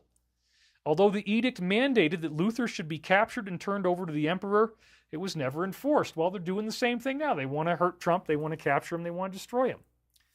And we're now at the halfway point. So this is if you want to come back and you have to go to bed now, we got 3,776 viewers. This would be a good time to come back exactly at the 90-minute mark. Just putting that out there. Okay, so the next thing that we go to is 1914, which, as I said, is the beginning of World War I, the age of total reincarnation and hell on earth. And 1914 appears on both of the timelines. It's in the descending passage, and as you can see, it's at the beginning of the antechamber, right at the end of the Grand Gallery there. It says 1914. So, once again, it all starts with the scored lines, 2141 BC. You're counting 1 inch equals 1 year. Now we've got the Reformation included. We've got World War I in 2 different places. This is just amazing. So we're going to go through more of these dates in the descending passage now, as it is 1 inch equals 1 year from the scored lines. So actually, the first one that we see is not 1521, it's 1440, which is drawn from the roof back over to the descending passage, and you can see that. And sure enough, 1440 is a very, very significant year. It's the year that we invented the Gutenberg printing press, which then led to the Bible being printed in 1521. The printing press is huge. That means that centralized power cannot control us anymore. That means we have the right to do our own literature. The American Revolution, Benjamin Franklin had his own printing press. This technology was invented in exactly 1440. The printing press was essential to get subversive literature out, which led to the formation of America, led to the enshrinement of freedom. So 1440, wow. That's a very significant date. I mean, how could it, so if you're an extraterrestrial intelligence and you would want to get the printing press in there, and sure enough, it's built right into the passages of this very ancient monument. It's incredible. Very ancient monument has this date in there. So let's crack into that 1440. This is right off of Google. Invention of the printing press. The printing press was invented by the German Johannes Gutenberg in the Roman Empire around 1440. It was a hand-cranked press that rolled ink over raised surfaces of movable metal type to press against a sheet of paper. So you can move the letters around and you can make different pages. You can get these plates that you do and you print a certain number of pages off these plates, but then when you're done with that printing run, you can break off all the individual moving pieces. You have all these different letters. You put them back into their little boxes. This is the A box, B, C, D, E, F, G, H, I, J, K. Now you want to make a new document. You just take them out one letter at a time, line them all up, make a new plate, print more stuff. This wasn't invented until 1440. It's right in the pyramid. Isn't that crazy? It's just crazy. Then again, the next date that we have is 1521, which was the Reformation. Again, the Pope issued the papal bull excommunicating Martin Luther. And then they made an edict after May when he says, no, we got to be able to read the Bible. They said, no, you can't. You're a heretic. You're an enemy of the state. Same thing they're doing to Trump now. They love to punish the hero, but he was never actually captured and turned over. Now, the periods of 1767 to 1848 were very consistent with revolutionary uprisings, all these different wars that were happening, and they are all enshrined there. You see AD 1767 to 1848. And above there, if you look at the roof, there's a recess. There's this height of the ceiling, which is all lumpy again. You can see it's lumpy. And that predicts the coming changes that go into the subterranean chamber. So in the book, he goes through, yes, it's the American Revolution, 1776. It's only a few years after 1767. But the point is, between this period of 1767 and 1848, there's multiple wars, multiple revolutions against tyrannical governments all over the world. Okay, that is part of what happened.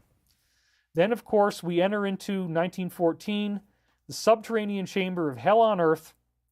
We see 1911, the beginning of World War I, 1945, the end of World War II, 2004 could be 2001 when you subtract 3 years, which he tells you that you can do. Now, he also does this written interpretation where he's cracking through the numerology of what do these different passages mean in terms of what numbers do they crank out and what is the psychic reading that we can get from this. So this is really, really cool. Look at this. The years 1914 to 1918 will see a steep material decline. Between 1921 and 1932, however, humanity's civilizations and technologies will have the chance of achieving a great deal. After a temporary setback between 32 and 39, which is exactly the Great Depression, followed by a deep 12-year trough, which is the post-Depression recovery period, the Korean War, all this stuff. Fiona just donated. Enjoy the Father's Day of the world. Yes, it's Father's Day. Thank you for reminding me. Happy Father's Day to all the fathers out there. I hope you're enjoying this Pyramid Timeline content. I think this is a lot better than how I presented the last time, and I hope you're having fun as we go through all this stuff. So there's a 12-year trough. He's got the Great Depression in there, deep 12-year trough, another period of rapid potential progress between 51 and 65, which actually ends right with the Virgin Mary at Garabandal. 1965 was the last year of that. Isn't that fascinating?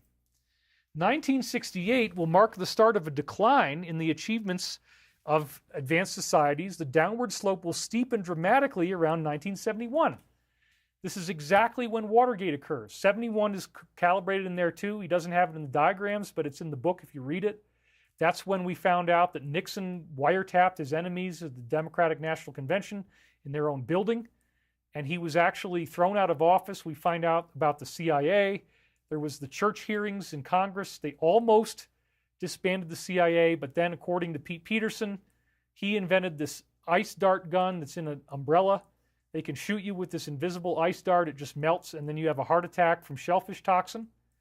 And that was the deterrent that made it so nobody wanted to stand up against the CIA because they didn't want to get assassinated. Believe it or not. That's what Pete said. By 1978, there's a further collapse to what might be termed subsistence level. Yet civilization itself will survive this collapse.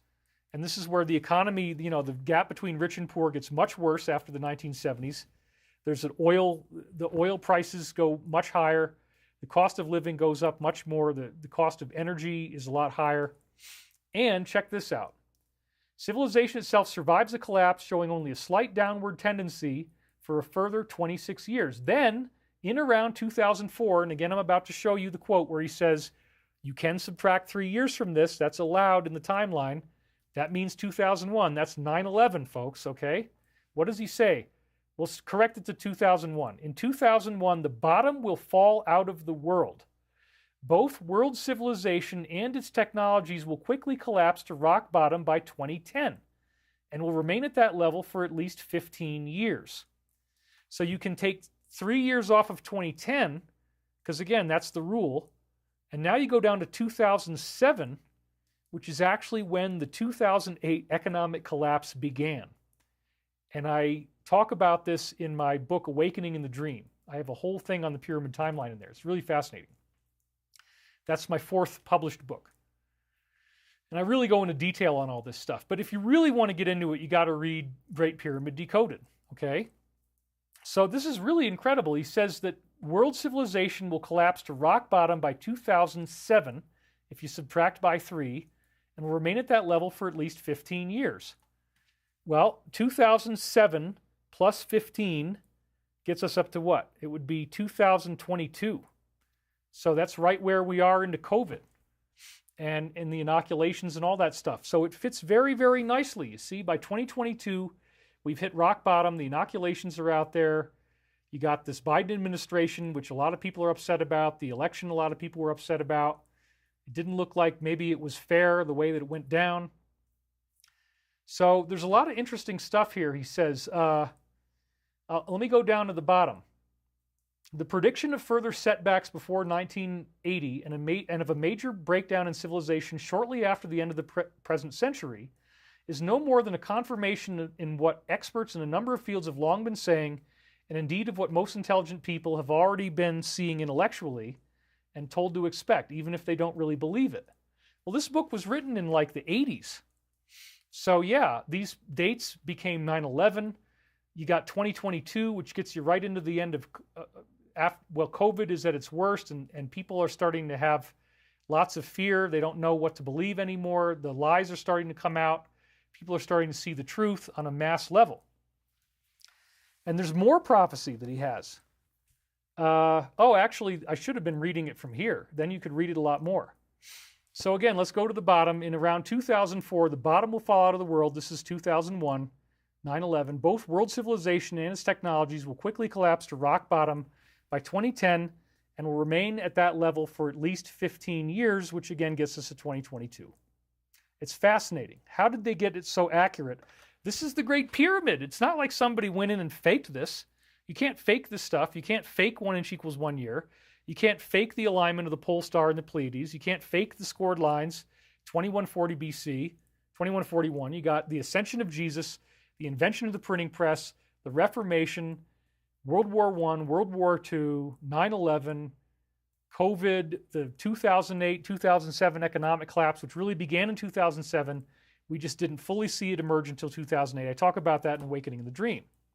So here's where it says, the book says you can subtract 3 years from the dates. I opened up to the exact page. This is page 131, it looks like, or 132. Yeah, 132. So I'm holding the book open on my knee, and then we're going to zoom in on the part that actually says this. So now we're getting a little bit closer. It's kind of right in the middle, and here I'm going to show you it up in detail now. Moreover, there are indications that the datings for the whole subterranean chamber may be adjustable to the extent of some 3 years. Consequently, the minimum tolerance for any datings arrived at will be on the order of plus or minus 3 years, and even a discrepancy of plus or minus 5 years would not be too surprising. So boom, there you go. There's your 9/11. There's your 2008 economic collapse. There's your COVID in 2022. It fits so beautifully. It is just amazing. And again, here's the exact transcript of the quote. They may be adjustable by 3 years.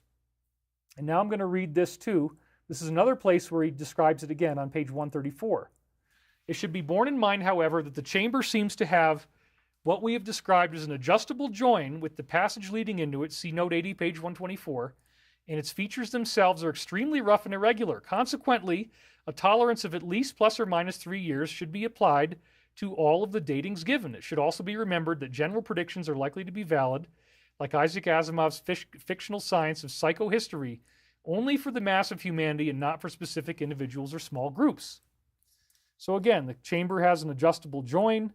Consequently, a tolerance of at least plus or minus 3 years should be given. So there's your 9/11.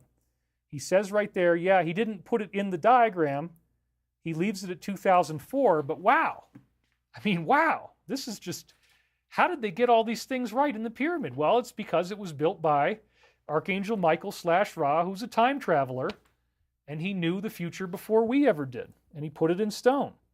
So there's your 2004, there's your 1945, there's your 1911. And 2032 minus 3 goes down to 2029, which is pretty close to Michael's time of this massive change that we're going to experience. So again, rock bottom of 2004 becomes September 11th. And it says again, the bottom will fall out of the world, and we collapse to rock bottom by 2010, remaining that way for 15 years. 2007 is the beginning of the 2008 collapse. So what about the 15 years? Again, that brings us to 2022, which now brings us right in the middle of COVID. The center of the pit becomes 2029, which now looks like time for the first wave of ascension, ET contact, all these interesting things are happening. And it's right after the 2028 election also.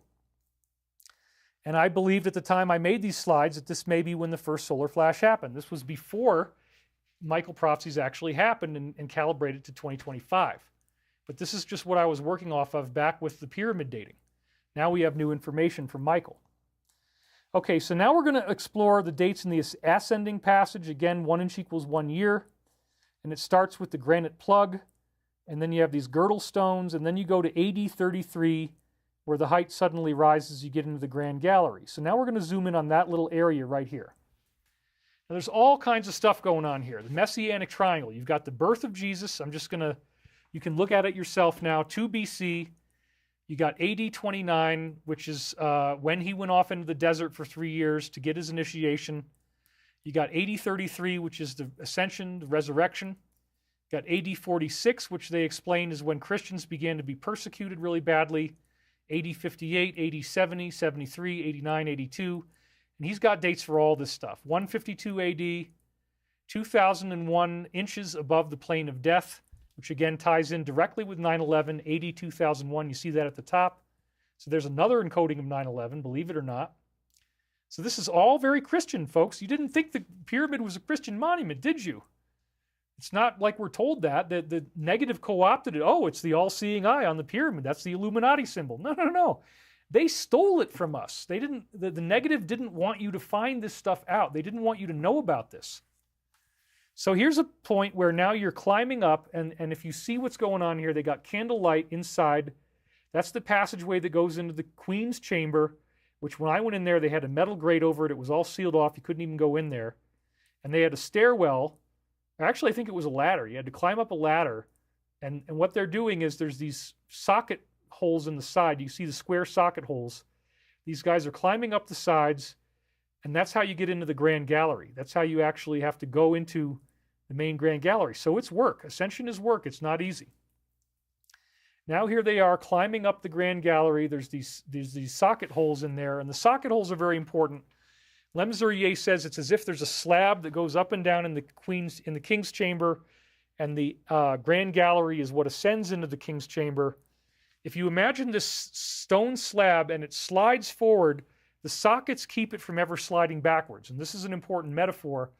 As you make spiritual growth, there is no sliding back. You keep on progressing. The sockets keep you from sliding backwards. This is a very important point that you see here in the way they're going through. So now you're seeing about the size of a man in the Grand Gallery. So this is a very impressive, high-ceilinged, beautiful chamber. You feel like you're in a church when you're in there. It's incredible. You start walking up there, and you got to go all this way up. It says the Grand Gallery showing the series of slots along the ascending ramp with individually removable roof stones. Yes, each roof stone. Leslie Lamar just donated. Thank you very much, Leslie. Celebrating your 5th super chat. Joanne Shannis says, it was wonderful, David. Thanks for teaching all these interesting facts today. This is a pleasant surprise. Scarlet Fire says, sock it to me. Wah, wah. Okay, got it. I love it. I love the humor.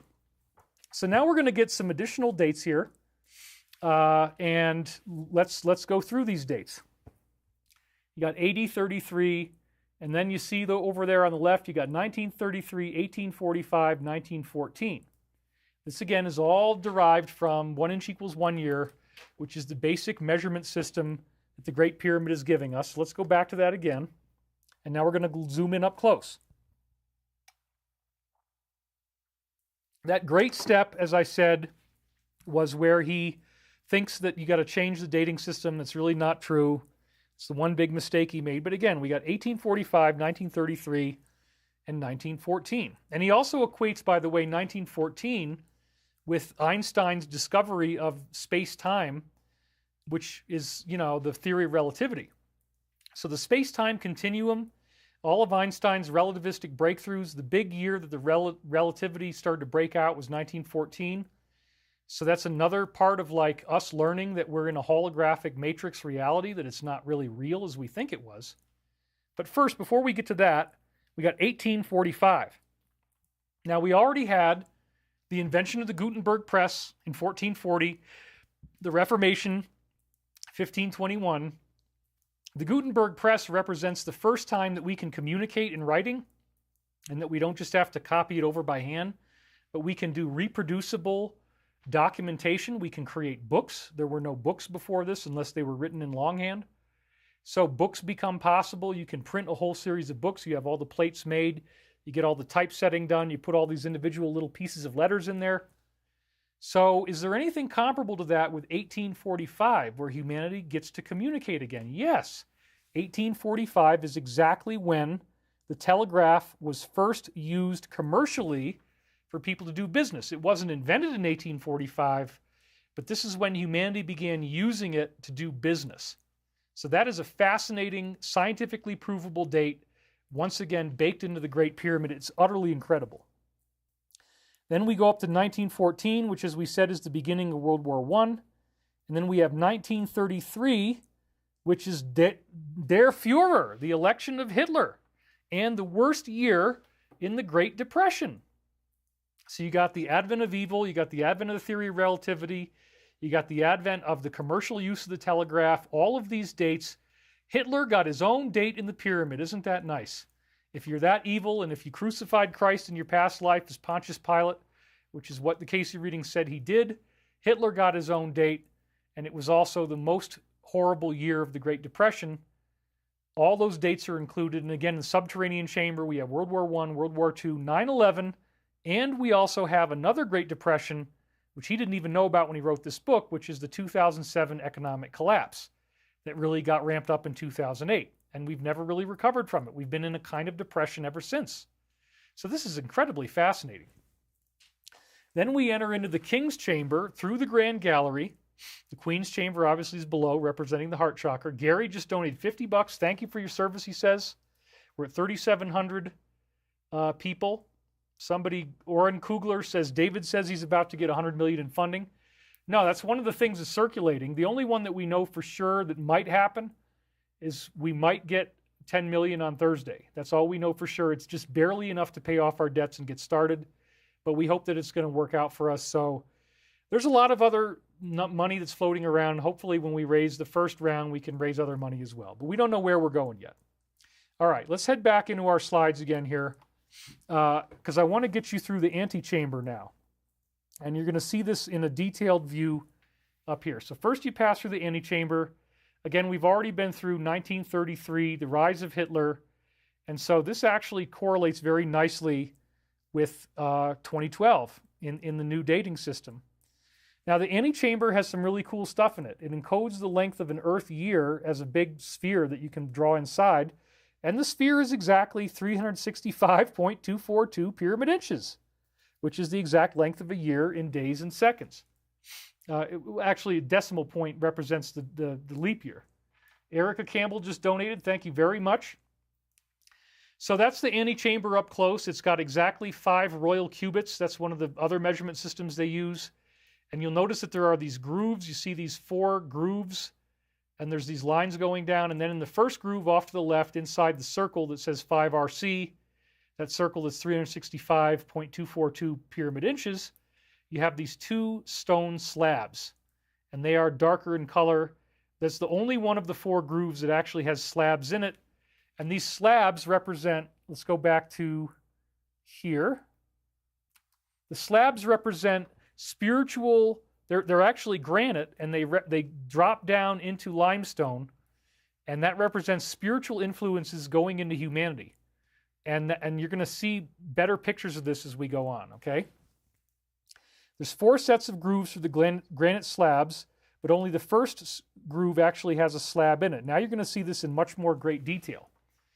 So, the Grand Gallery ends, you got the Great Step, you have the boss, you have the granite leaf, and then you have the groove for the granite leaf. Now the boss, they're going to show you this in a minute. The boss is a little symbol like this. It kind of looks like they equate it to the rainbow. They equate it to the sunrise. It looks like a rising sun. It looks like a rainbow. Both of these symbols are important because the rainbow is what happens after the storm. This is, again, a direct reference to the storm that the Alliance has always talked about in the plan, you know.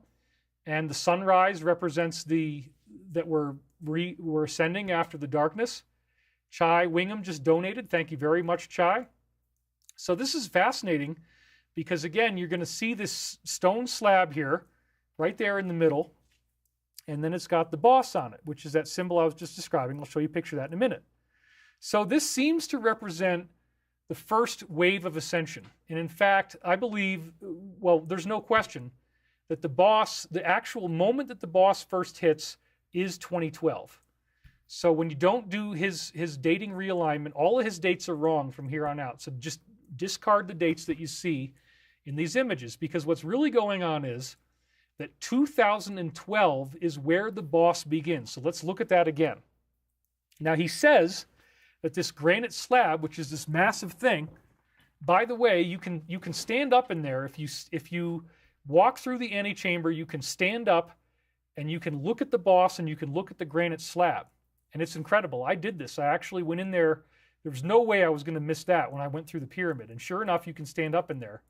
There's just enough room. If you can see that little crack is enough that you can stand up. You can look at the boss. You can touch it with your hands. There's nothing blocking you from doing that.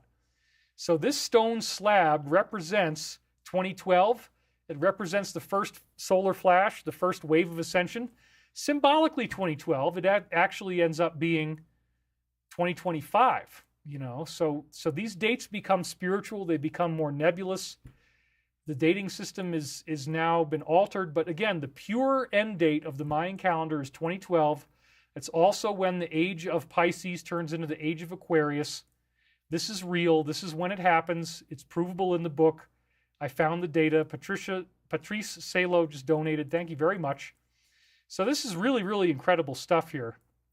That slab represents spiritual influences descending into our world, and that is the first wave of ascension, which again was talked about by Garabandal.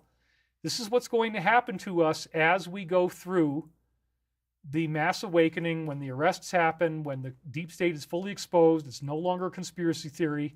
Nobody can heckle you or troll you about this anymore. It's going to be known to everybody whether they want to or not. George Wood just asked a question. David, does pyramid water help with your telekinetic bathtub? Do we all have to do this, or is Archangel Michael only wanting you to do this? I mean, I think the bath is more about detoxing the body. I had to go through a lot of stuff.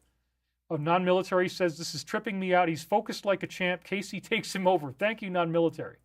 Glad you're enjoying this. I really wanted to get through this material. And we still actually have an hour left. So anyway, this represents a new wave of spiritual energy. This slab coming in is a new wave of spiritual energy, and the slab itself is actually even in the shape of a wave, which you can see when you look at it from the top down. So this is, again, you're looking at the antechamber. Patrice just donated again. Thank you very much. He says wrecked. So look at that fact that the granite slab actually does look like a wave on the ocean. You see first groove, second groove, third groove, fourth groove. There's the boss. Again, it looks like a rising sun or a rainbow. The floor is made of granite. It's a 5-fold division of the south wall by 4 grooves. And that granite slab is, in fact, curved. So that does symbolize the first wave of ascension. And the front end of the boss hits at exactly 2012. And it represents the Messianic initiative, which is what we're all going through now. We're all being cosmically awakened. So this is the boss up close. It's a beautiful symbol, representing, again, the rainbow or the sunrise. And then in the south ventilator shaft in the king's chamber, it looks like a pregnant mother's stomach. So that's another thing about Mother Earth being pregnant and being reborn. Believe it or not, that's what this is seen to represent. It's very cool. You can see how from the side it kind of looks like a woman lying down with a pregnant stomach. And then 6 inches at the bottom, 18 inches on the side. So this is really, really interesting. And there's a lot of this stuff. Oh, we got a bunch of donations coming in. Erica Campbell says, thank you, David, for sharing. Always look forward to hearing you. And Queenie donated 10 pounds. Thank you, Queenie. So I'm really happy to be giving you this. I've never really gone through this material this well before. It's pretty awesome. I'm happy to be doing it. And again, we've got the stylized rainbow and sunrise in the boss. It's also associated with the Egyptian hieroglyphic image of bread. Bobby Bujizik just donated. Much love and gratitude, David. So that also is a symbol for bread, which again is a Christian symbol, because it's the bread of life. It's the bread of Christ. So once again, it's a Christian monument. The Egyptian hieroglyphic for bread is the same as the boss symbol. Isn't that something? Wow. And it just goes on and on from there. So this is really, really interesting stuff. Again, the diagrams in the book, these dates are all wrong because he reinterpreted it based on the great step as some type of trigonometric conversion. It's not. But all this stuff is basically wrong. And, I don't think his family's mad at me for saying this. I just want the truth. 1985, 1998, 2034, 2499, 2989. And he admits that he changed the dating because he didn't think all this stuff could happen so fast, all these ascensions and messianic returns. But I disagree. We're at the end of the cycle. 2012 is it. That's when the boss hits, and it's all there in the books. So this is really, really interesting, to say the least. So there's the dates up close. Again, most of these are wrong. But then he gives us an interpretation of what does he think all this really means. Let me go back to that. As for the initiates of the upper path, rebirth during the present era is foreseen as an essential preliminary to their entry into the final age of rebirth into the spirit planes, destined to lead ultimately to union with the divine. Indeed, the Christos itself will also reincarnate during this preliminary period in order that with the aid of returned initiates, and again, the focus today is on initiation, as many as possible may be guided from the lower paths to join the ranks of the chosen.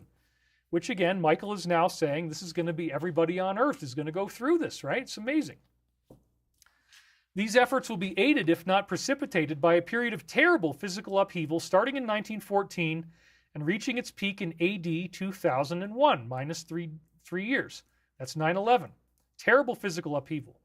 Everyone, including the enlightened, will have to undergo this period of ordeal, but it is those who place the greatest value on physical things who will inevitably suffer the most acutely. Isn't that true? By many, however, the need for a complete reorientation of values will be seen and fully acted upon. That's why we're ascending. And a civilization of extraordinary vigor and achievement will ensue. A small minority will nonetheless persist right to the end in their rejection of anything resembling enlightenment, and for them a path of non-escape is projected by the pyramid's designer, leading to a further cycle of physical existence. And that's the mass reincarnation that they're all going to have to do on another planet for 25,000 years. Susan Nobles just donated. Thank you very much, Susan. You don't want to go through that. Again, here's where 2012 comes in as the first Messianic Advent, the end of the Mayan calendar. Even if we stick to the great step scale change, which again, it's a trigonometric thing he applied, it's not really true, you could still argue that the scale of 1 inch per year should apply throughout the King's Chamber, which it does, since no actual step is intervened. This would not be in accordance with the code as postulated, blah, blah, blah, blah, blah. Nonetheless, go down to that sentence now. Application of this thesis, where 1 inch equals 1 year, doesn't change, would date the first Messianic Advent at AD 2012. Whoa! The first Messianic Advent at AD 2012. The second at 2030, which is right around the time of the first wave of ascension. The third at 2057, and the fourth at 2084. But it seems obvious these dates are too close together to make sense, says he. History, of course, draws derisive attention to various incorrect timescale assumptions. Davidson and Alder's miscalculation, arrived at with misgivings that the world would end in 1953, is misfired. We can only wait, watch the signs, and remember the biblical warnings that things may happen later than we think. But again, there it is, right there, right in front of your face. You can't deny it. He says that the first Messianic Advent is 2012. Lem B just donated $100. He says, much love, David. Thanks for sharing all the information you have over the years and continuing to do so. Thank you, Lem. So again, it says right in the book, 2012. I proved it to you. That's the end of the Mayan calendar and the beginning of the age of Aquarius. It's the time that we would have expected the solar flash to happen, but we got it delayed, and it happened through the intervention of COVID and the inoculations. And that's why we didn't have a pole shift, because it gave a karmic opportunity for some people to experience the karma that they needed without the planet being actually destroyed. So it says in the Michael prophecies. So this is really, really cool. It's right there, AD 2012. I can't even believe it. So then he's talking about these different pathways that happen. The progress of materialist humanity goes down. You got a date counter on the bottom, AD 1911 on the left, 2100 on the right. The progress of materialist humanity, non-materialist humanity goes flat. Basic state of civilization, achievements of civilization, soul path, morality or enlightenment, spiritual influences. There it is. Again, both chambers encode the date of around 2029. And if you subtract 3 years from that, you could get to 2026, which is only 1 year away from 2025. Michael's magic date that he's given us. It's all really pretty close here, pretty amazing. And again, there's the 2001, 2032 becomes 2029. And then up here, we have again the boss or the seal. And at the end of that stone, you're up to 2029 again. So once again, here he is saying AD 2012 is the first Messianic Advent. It's fascinating. So now we're at the final turning point of the show. We got 1 hour left, and it's time to keep up with the shadow of Ezra. Because here's these prophecies I've showed you that are encoded from many, many, many years in the past, thousands of years ago. And we got Sage Creek donated, thank you, David, much love. D41087 Tagad says, I've been learning from you since 2012 after my DMT experience. Yes, people who have had psychedelic experiences love my shows. In fact, the guy who actually invented the most famous weed strain of all, sour diesel, his name is Soma. He lives in Amsterdam. I went and visited him. I wasn't using it at the time, but they all smoked around me. And he said, I'm the godfather of the psychedelic kingdom. That was a very positive thing that he gave me. He said, there's nobody else who trips people out more than what you do in your videos. It is the best thing you can do is to get high and watch David. That's what he said. That's the guy that invented sour diesel. Okay. Lisa Kuimijan says, thank you, David. You are a bright light. Very appreciated. I've been following you for 10 plus years. And then Dodati Vinay Ratliff says, are there good reptilians? Yes. In the Vedas, there are the Nagas, which are the positive reptilians. Not all beings of this type are bad. So we got to remember that as well. So again, this is where now we've got this ancient monument that's predicted all this stuff, and it says the pyramid as a whole in the Law of One is a chamber of initiation. And the pyramid timeline, Richard Whitney donated $100. Wow. He says, thank you, David, for your insight and knowledge. May peace, love, and light be upon you. Thank you, Richard. We very much appreciate your help. I need it more now than ever. And so thank you very much. So the Great Pyramid predicted 9/11, predicted arguably the 2008 economic collapse. It was only 1 year off, and it started in 2007. World War I, World War II, theory of relativity, the Gutenberg press, the first commercial use of the telegraph. This is freaking amazing. The Reformation is in there, 1521. And then we also have AD 2012, the end of the Mayan calendar, the first wave of ascension. It's a granite slab that's in the shape of a wave. This is astonishing, astonishing material. It blows me away. Now I can go up close because my acne got killed by the surgeon on Monday, and my black eye went away enough that I could do this. So we have this ancient prophecy that we're going to be okay, and now it's being met in practical reality by what I call the Alliance. And the Alliance is communicating through the Shadow of Ezra posts. So I want to take you guys through these fascinating posts. I missed last week. I apologize to them. But we're going to pick up from there because there's a lot of cool stuff going on. I've had some dreams that I can't really spend a lot of time going through. But again, the reason why I picked initiation this week is it says, few there are who can tolerate the distortion leavings produced by initiation. Well, I have to face up against all kinds of really crazy stuff, threats and everything else. And reporting on the shadow material that I was just describing doesn't make it any easier. It makes it harder because they have some very contentious stuff in there. But all these things they're sharing with us online have to do with the revelation of the illusion that we're not really living in what we thought. The people who are telling us things on the TV, the people in the governments, they're lying and they're not being honest about so many different things. And when we get the truth, it can be pretty brutal. It can be pretty shocking. And we find out there's a lot more darkness here than we really thought there was. And with that comes pain. I understand that. I understand the emotional pain that you're going to suffer in the course of learning what the truth really is. It's not fun. Finding out that there are oppressive, evil forces here and that they are actually, whatever they tell you is basically the opposite. So if they tell you to hate this guy, Donald Trump, it's probably the opposite. You know, that's why I have to fight back by wearing sequin shoes, you guys. I mean, that's the level of commitment I have to quality today, is I put these on for you. I want to make a difference in your life. And if I have enough sass and sizzle, then that's going to help to include you in the conversation, I would say. That's why I got my fetish whip, got my gay glasses, got my cigarettes, I got my Carl McGeezer glasses. I mean, this is all being done for you guys. This is all part of the sacrifice that I have to make. Oh my God, I'm burning myself. Not really. It's not really a cigarette.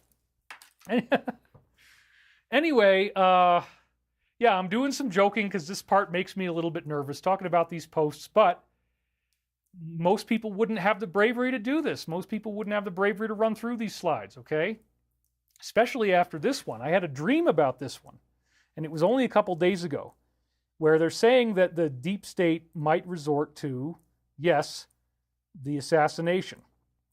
So it says, and this was on May 30th, if they can't imprison 45 before the you-know-what, you can bet they'll resort to this dark practice. And this is a very graphic image from a television show they actually made of somebody who looks just like him, and he's lying there, and you're supposed to believe that he was murdered.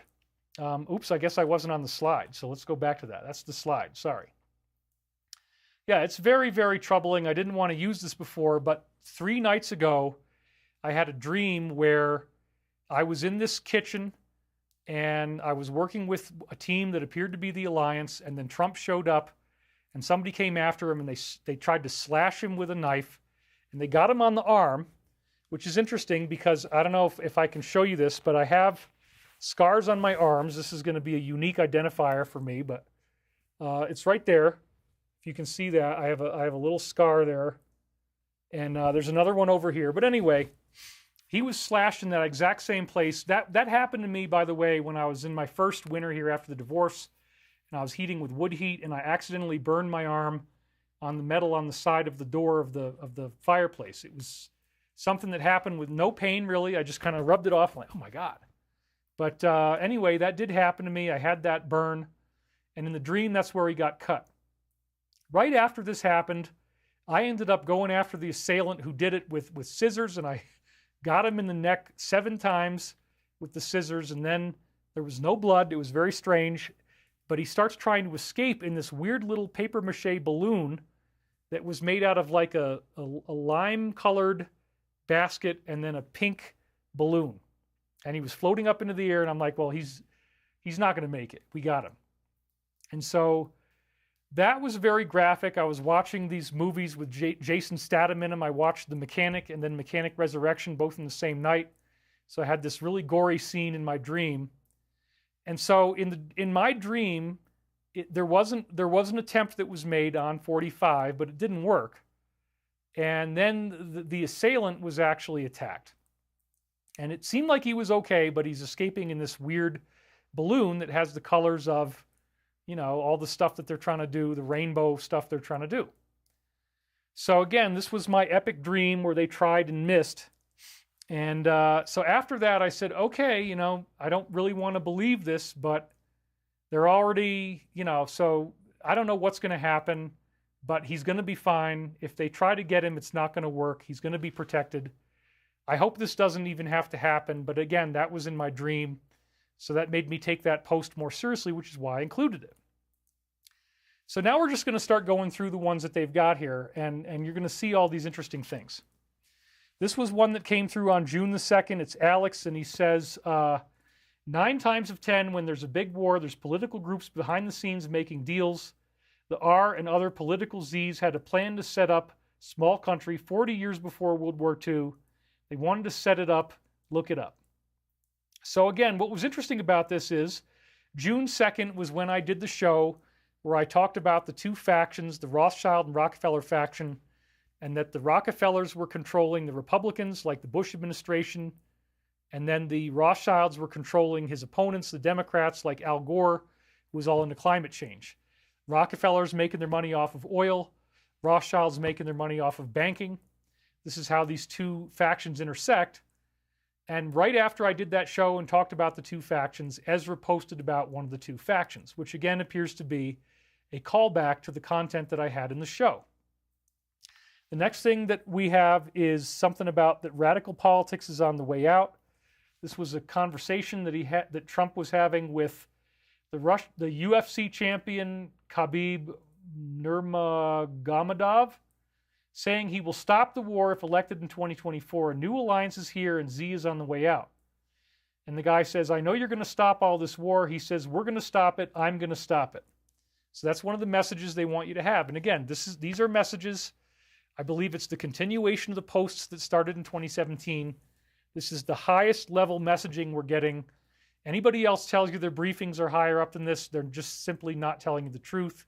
In my estimation, this is the premier source of intel that we have to consult today. The next one that's really weird is Kate Middleton asking for help. Look at this. 2 weeks before her most recent appearance, Darren Brown tweeted that during their meeting, let's actually read this up more closely. At the Royal Variety, she pressed a tiny piece of folded paper into my palm with the word help written inside. This is what he wrote. Unbelievable. Both were very lovely and terrific at the meet and greet. When she shook hands with me, she pressed a tiny piece of folded paper into my palm. I looked at it and it had one word inside, help. Well, that's pretty darn disturbing. She looks like she's probably drunk, which, you know, if you're going through that much stress, I can imagine that would happen. She looks like she's got a buzz on or something here. I mean, her eyes are all kind of lidden, as we used to say. She's lidden, man. So anyway, that was an expression we had in college. She's lidden. She's lit. That was another thing we'd say. She looks pretty lit. But anyway, wow. So this is right after she just passed him a message that says help. So there is something going on.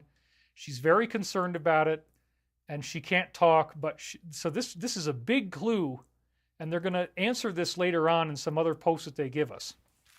Here's another one. Very unfortunate choice of jewelry by this particular individual. Congresswoman Sheila Jackson Lee has been diagnosed with cancer. And again, they may be hinting that, you know, people are getting cancer because they're part of this infrastructure. Maybe it's being given to them. She was the congresswoman who wore a ring with the FBI's recognized symbol for you know what. She also shamelessly defended GS by saying he's a contributing American and jeopardizes his life for always throwing his name out there. He does not deserve that. He's an American and a patriot.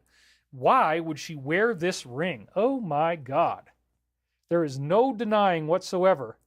That is a very unfortunate choice of jewelry. The next message we had is on June the 3rd, where they say 50,000 Chechen soldiers are joining the army. That is not a good thing for anybody they're fighting against. It means that they're going to be much more lethal. And it says, this is Z. So there you go. 189,000 views. That's pretty awesome. Now, if you look at the video, it's 35 seconds long.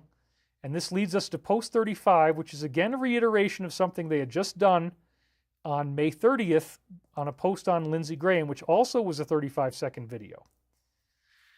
And here's where he's saying he wants to nuke Palestine. I know what my country did when we were attacked by the Japanese. So this is a code that goes back to the posts. You can look it up right here. It was on November 1st, 2017. And this again suggests that we're not just going to wait until November. And again, I don't want to keep beating this dead horse, but if somebody keeps telling you that nothing significant is going to happen until November, not only do I snore, but it makes me upset because there's so many communications saying it's going to happen sooner than that. We don't really know when. And again, there was that post from a few weeks ago where they're going to strike like a lion and have the element of surprise. Don't for a minute think that it's all just going to be 5 sleepy months until we get to November, and then maybe there's not going to be an election and the fighting goes on. No, there's going to be an end to this. And I assume it's going to be well before November. And this is one of those tie-ins. Now we got 2 different videos that are 35 seconds long, and they've done this many times. The redundancy is so clear. They want you to look at certain posts. So let's again, we got another donation from Anna Drange. Thank you, Anna. We really appreciate that. Let's go back and read what it says. POTUS will be well insulated, protected on AF1 and abroad, specific locations classified. This is obviously talking about Trump. Well, operations are conducted. Barbara Vadas just donated due to the nature of the entrenchment. Thank you, Barbara. It is time to take back our country and make America great again. Let us salute and pray for the brave men and women in uniform who will undertake this assignment to bring forth peace, unity, and return power to the people. Does that sound like we're waiting for November? No, absolutely not. Something's going to happen. He's going to be brought up into a plane so that nobody can get him while the operations are being conducted. And they're saying, please pray for these people. And I certainly do and will. So we're going to take back the country. Wow.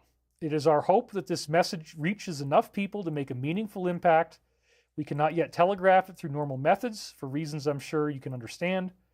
Follow the questions from previous threads and please remain calm because, again, we are safe. This is not going to be some big disaster, but you may very well end up getting messages on your phone from the emergency messaging system. There may be no internet access for a while. All these things are very expected. Have some stored food and water on hand, but I don't think it's going to last more than about a week, maybe a little longer. We're not really sure. This is still very real. It hasn't gone away. Just because it hasn't happened yet doesn't mean it won't. And they're again signaling us with the number 35 to read this information. The primary targets are within DC and remain at the top on both sides, and any spillover in the streets will be quickly shut down. Holy crap. I love it. Look for more FFs, stay alert, be vigilant, and above all, please pray. God so loved the world, he gave his one and only Son, that whoever believes in him shall not perish but have eternal life. Love is patient, love is kind. God bless my fellow Americans, 4/10/20, which again is DJT. Okay, so that's, again, really shocking, in your face. It's not November. It's not as we head towards the election. No. Just please, can we stop with this? Something's going to happen well before then. We've got almost 5 months still. And it's a very tense situation. The big nuclear standoff, the scare event is happening now, and they're going to have a lot of things they talk about with that. So then they go through the people who aided Fauci. Yeah, I did that. The people who aided Fauci with U.S. coordination of labs in UK. And then we got BO, entered into partnership agreements with UK in 2005 to launch programs in the country. JB coordinated with the activities of the executors of the military program involved in financial fraud in UK. HC spearheaded the adoption of a U.S. strategy to counter threats, promoted the legislation of dual-use research. GS, major sponsor of military research in UK and a lobbyist for the big farm. So there you go.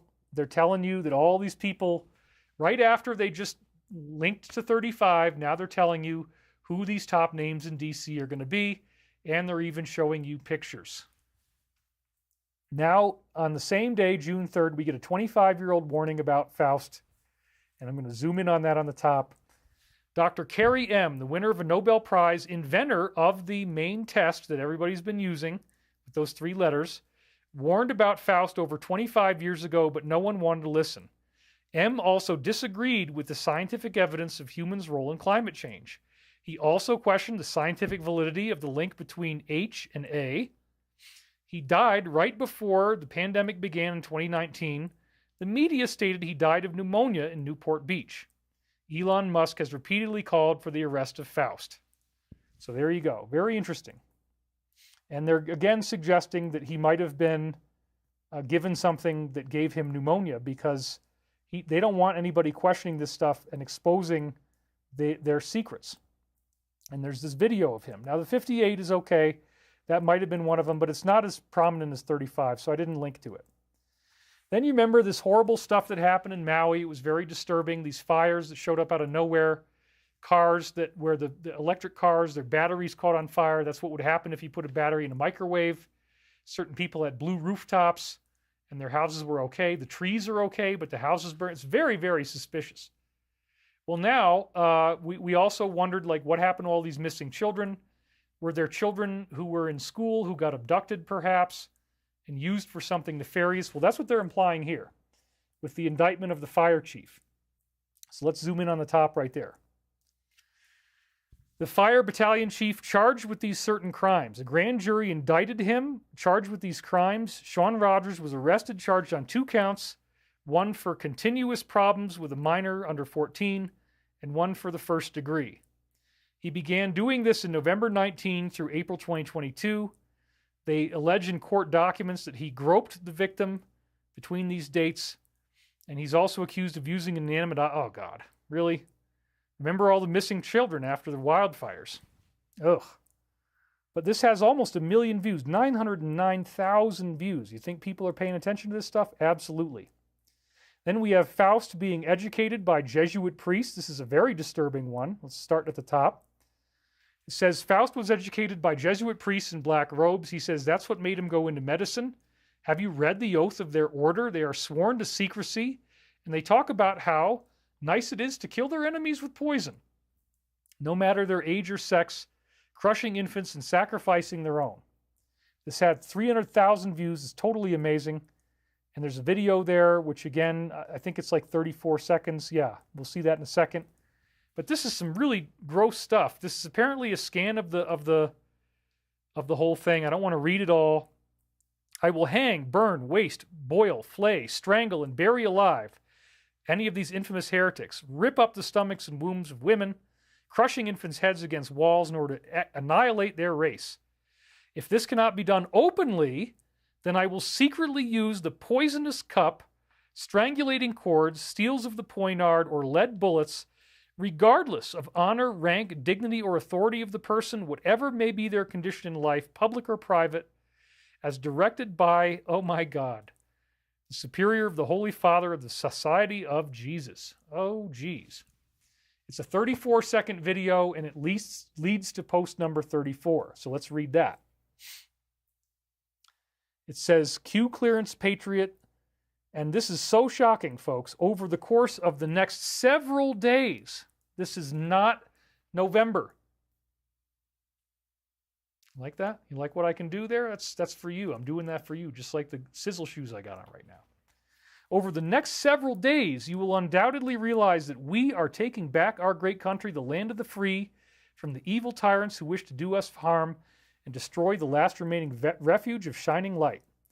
On POTUS's order, that's 45, we have initiated certain fail-safes that shall safeguard the public from the primary fallout. This is very important. Don't expect that it's the end of the world. There is going to be a standoff. It's happening right now, the nuclear thing. They have safeguards in place. It's all a big show, so don't buy into the fear and just go with it. It's all an initiation. We're going through an initiation, but initiation is a staged crisis that isn't as bad as it looks. You know, you're put through fear, but you're going to be safe. You're going to be okay. So the public will be safeguarded, and the primary fallout is slated to occur 11.3. This is, again, the DoD Law of War Manual. Section 11.3 has to do with an enemy occupying force in the country and how they have an interregnum period, a period of time where they allow that enemy force to hold office, and it doesn't appear like anything is happening, when in fact they're doing what they have to do to be able to bring it to an end peacefully. That's all in that DoD Law of War Manual. With the arrest of Mr. P, actionable 11.4, which is again from this Law of War Manual. As it says right here, the continuance of government, COG, devolution, interregnum, all those things are interrelated. Confirmation to the public of what is occurring will then be revealed. Thank God. Thank God. We're finally going to get to that. Woo! I can't wait. And will not be openly accepted. Yeah, I know a bunch of people who are not going to accept it. I live right next to Boulder, man. I mean, it's very woke, okay? They're not going to be too happy about this. Public riots are being organized in serious numbers in an effort to prevent the arrest and capture of some of these senior public officials who they just named. On POTUS's order, a state of temporary military control will be actioned and special ops will be carried out. False leaks have been made to retain several within the confines of the U.S. to prevent extradition and special operator necessity. Rest assured, the safety and well-being of every man, woman, and child in this country is being protected in full. The exhausted word wasn't really the right usage, but that's what they meant. However, the atmosphere within our country will be divided, unfortunately, as so many have fallen for this corrupt narrative that is evil and has been broadcast for so long. Whoa, look at this. Whoa, yeah. Everything I'm telling you, folks, it's all in here again. They keep signaling this. We will be initiating the EMS, Emergency Broadcast Message System, during this time in an effort to provide a direct message and circumvent fake news for all citizens. Everybody is going to learn at the same time. That is so exciting for me. Very exciting. Organizations and people who wish to do us harm during this time will be met with swift fury. Is that like Taylor Swift? Oh, no, that's a joke. Swift's fury. Yeah, well, you know, I could go on and on about that. But anyway, whatever. Certain laws have been pre-lifted. Her boyfriend is also getting himself in trouble a lot lately, right? to provide our great military the necessary authority, that's 13848, to handle and conduct these operations at home and abroad. So again, don't get sucked in by the November narrative. They're telling you it's going to happen. You don't know when.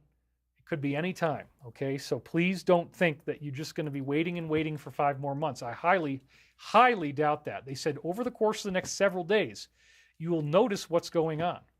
And it's going to lead to the emergency message system being used. Wow. The only solution for the crimes of Faust, and it says right here, arrest Faust, Nuremberg 2.0. That was a phrase that I believe I coined, or else I was one of the very first ones to use it, because it kind of ties in internet and then World War II, is the only solution for the crimes against humanity committed by Faust. Many others need to join him, including administrators, physicians, government officials, companies, media companies, and many more. And it says right there, arrest Faust.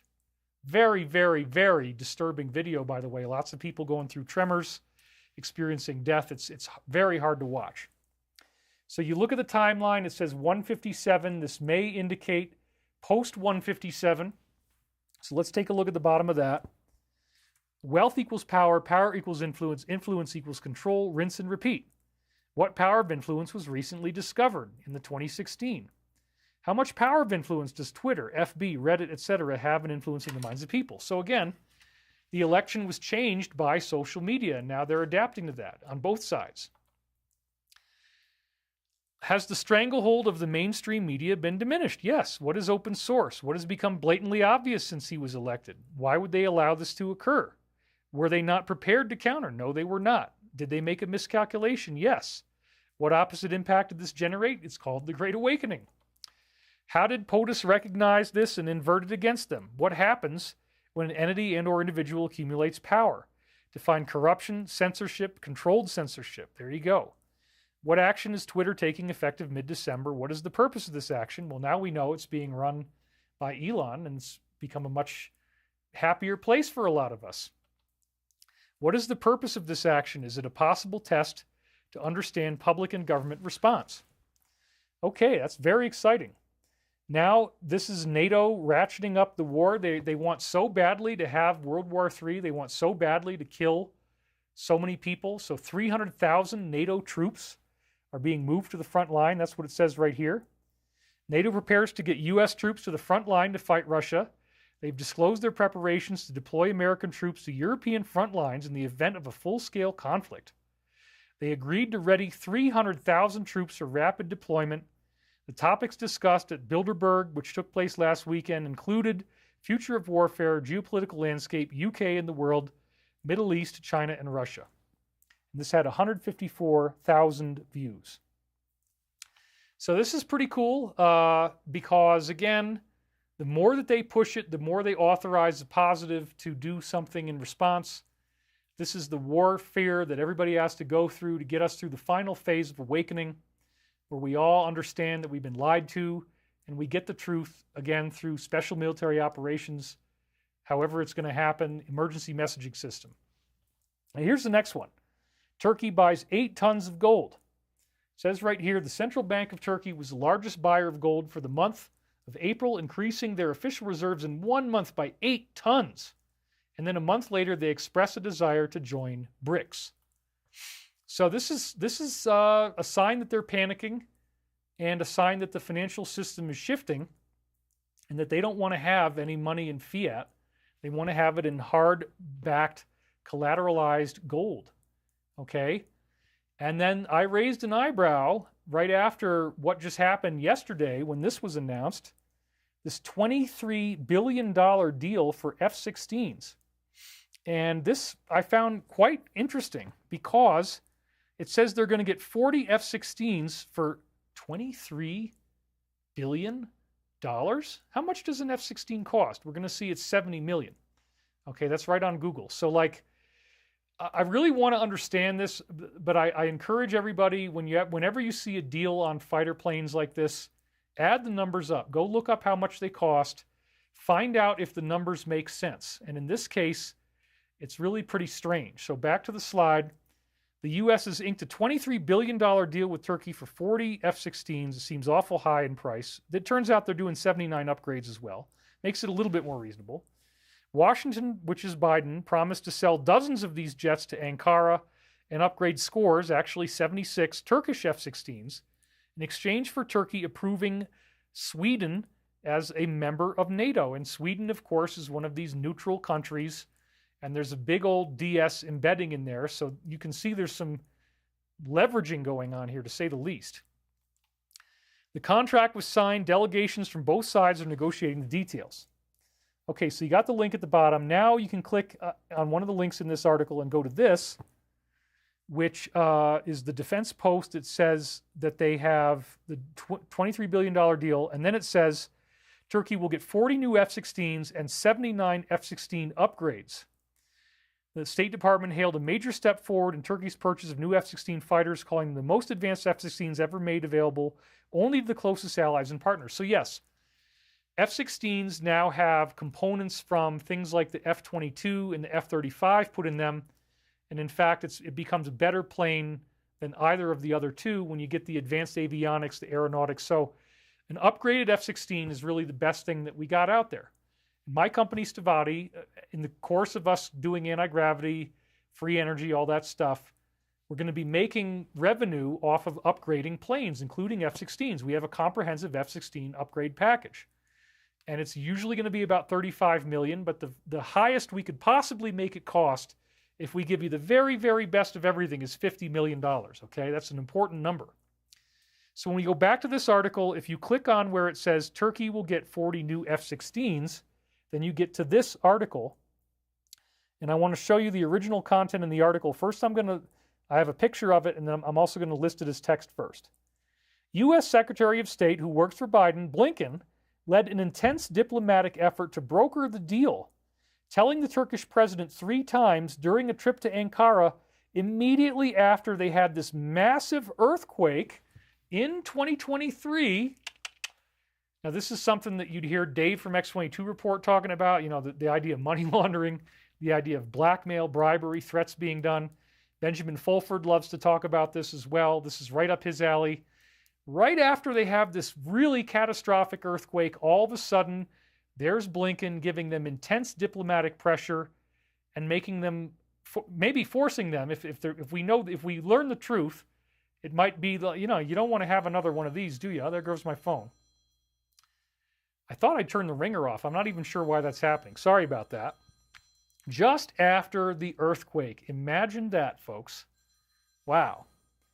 And he says you're not going to get any planes if you block Sweden's entry into NATO. Imagine that.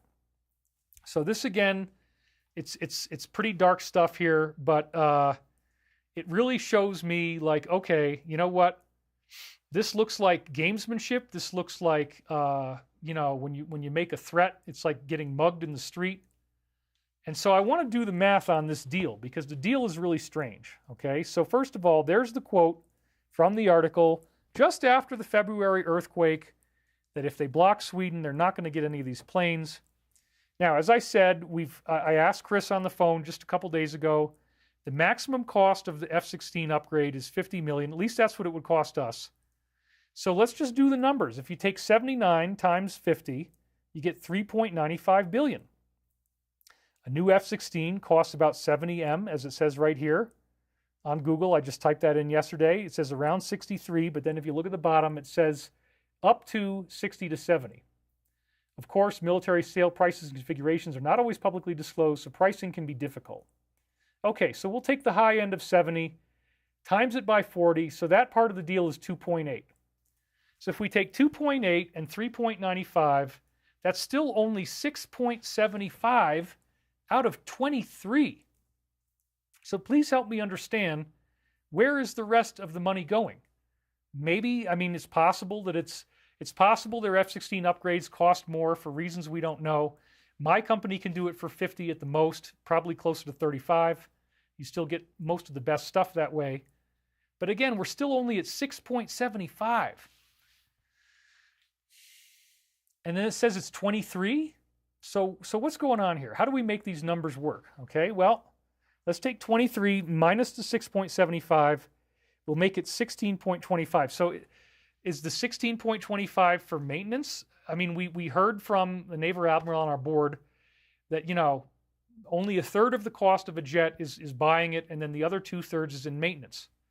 So yeah, 6.75, and then you double it or triple it. That might be what's happening here, but I would really love to know. I think the people should know, because right now the numbers are just really squirrely, and I don't want to see money disappearing. I don't think you do either. I mean, this is a hell of a lot of money, and it might just be another one of these shell games, sleight of hand.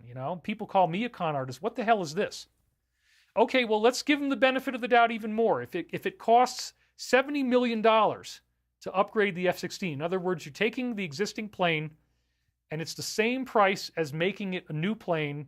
That's as high as they cost. The highest is $70 million. Let's make the upgrade full price. What happens then?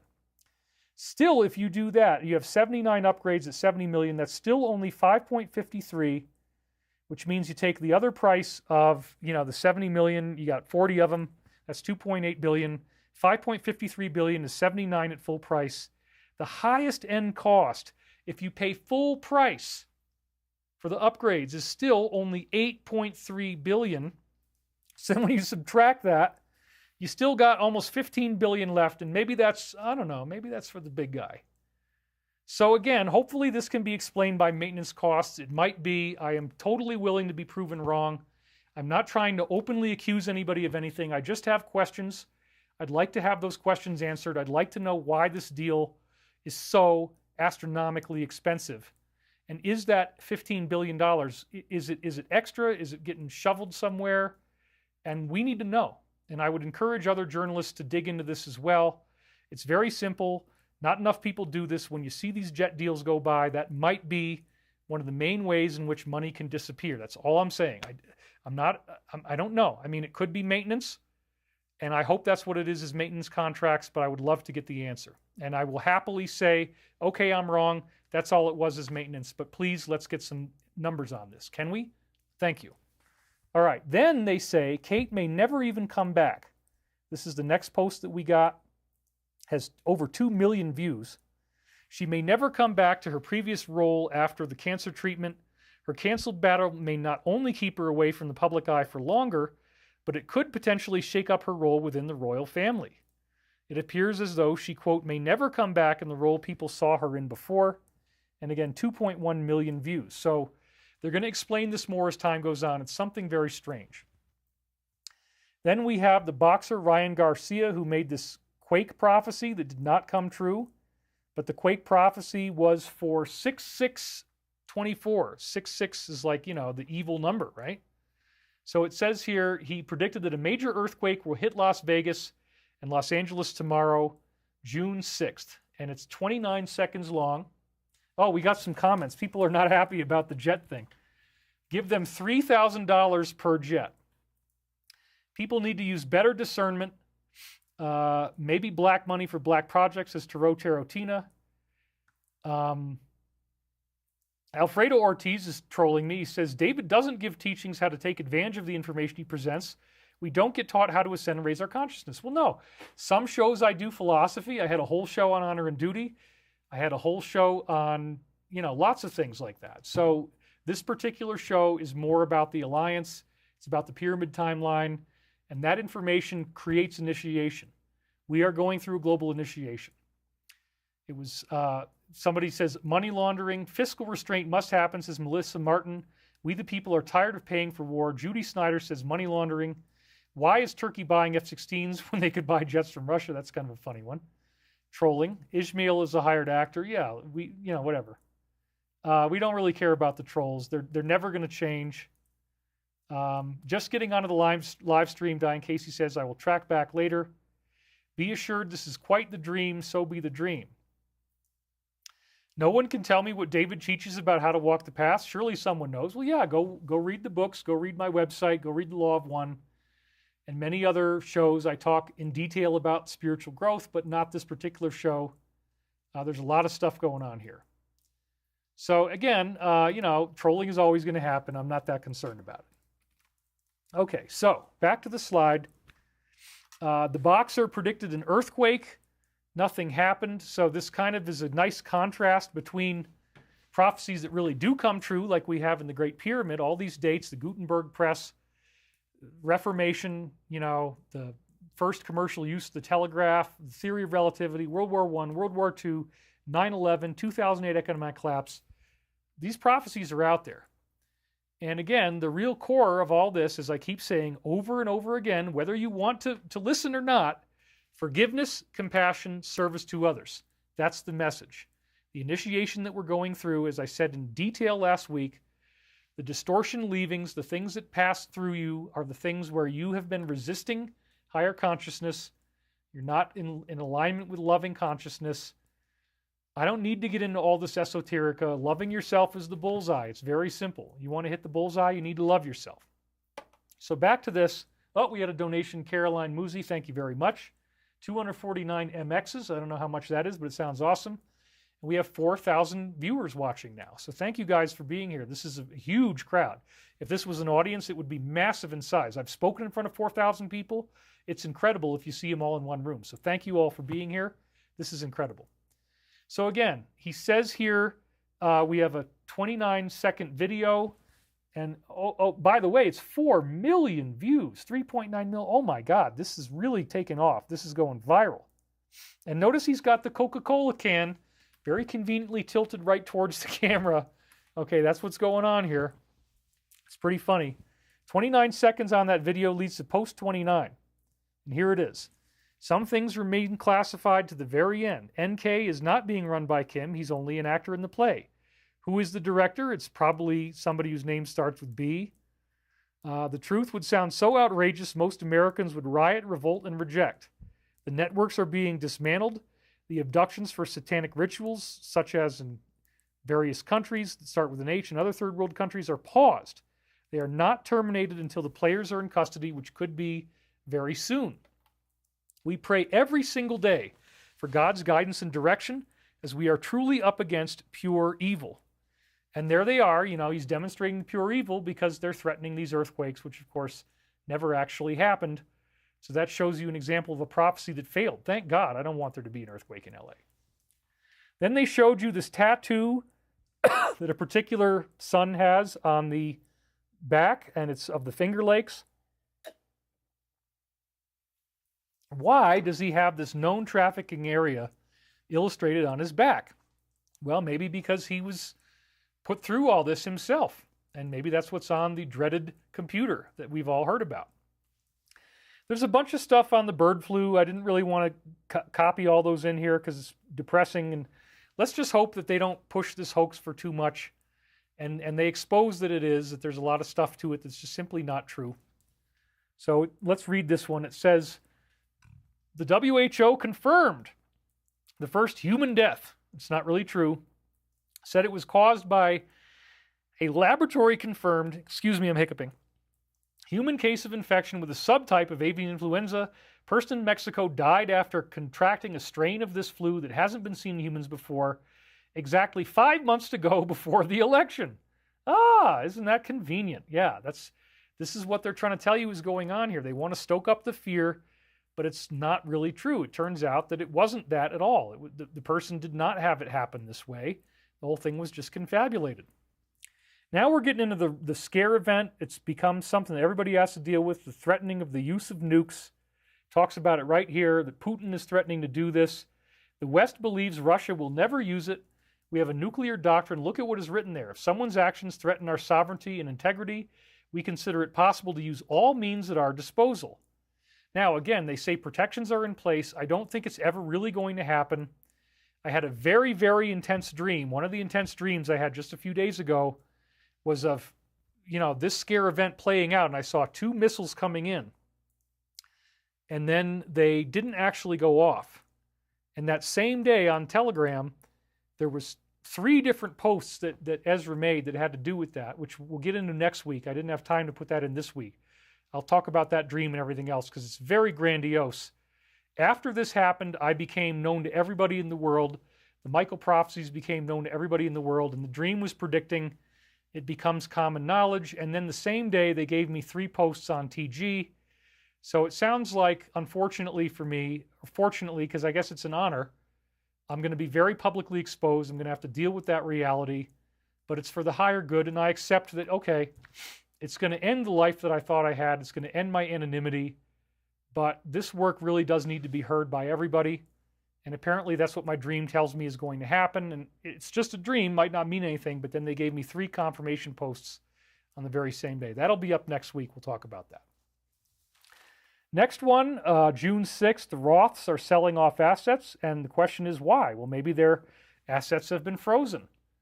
Oceanfront compound in Hawaii, once owned by an R, hits the market for $32.5. A 2-parcel estate in Kailua, Hawaii that once belonged to a member of the R dynasty hit the market for $32.5 M. This residence was previously owned by Harry R of the banking family. Wow. And again, we're at 520, almost over 500,000 views there. And the house is just huge. Oh my God.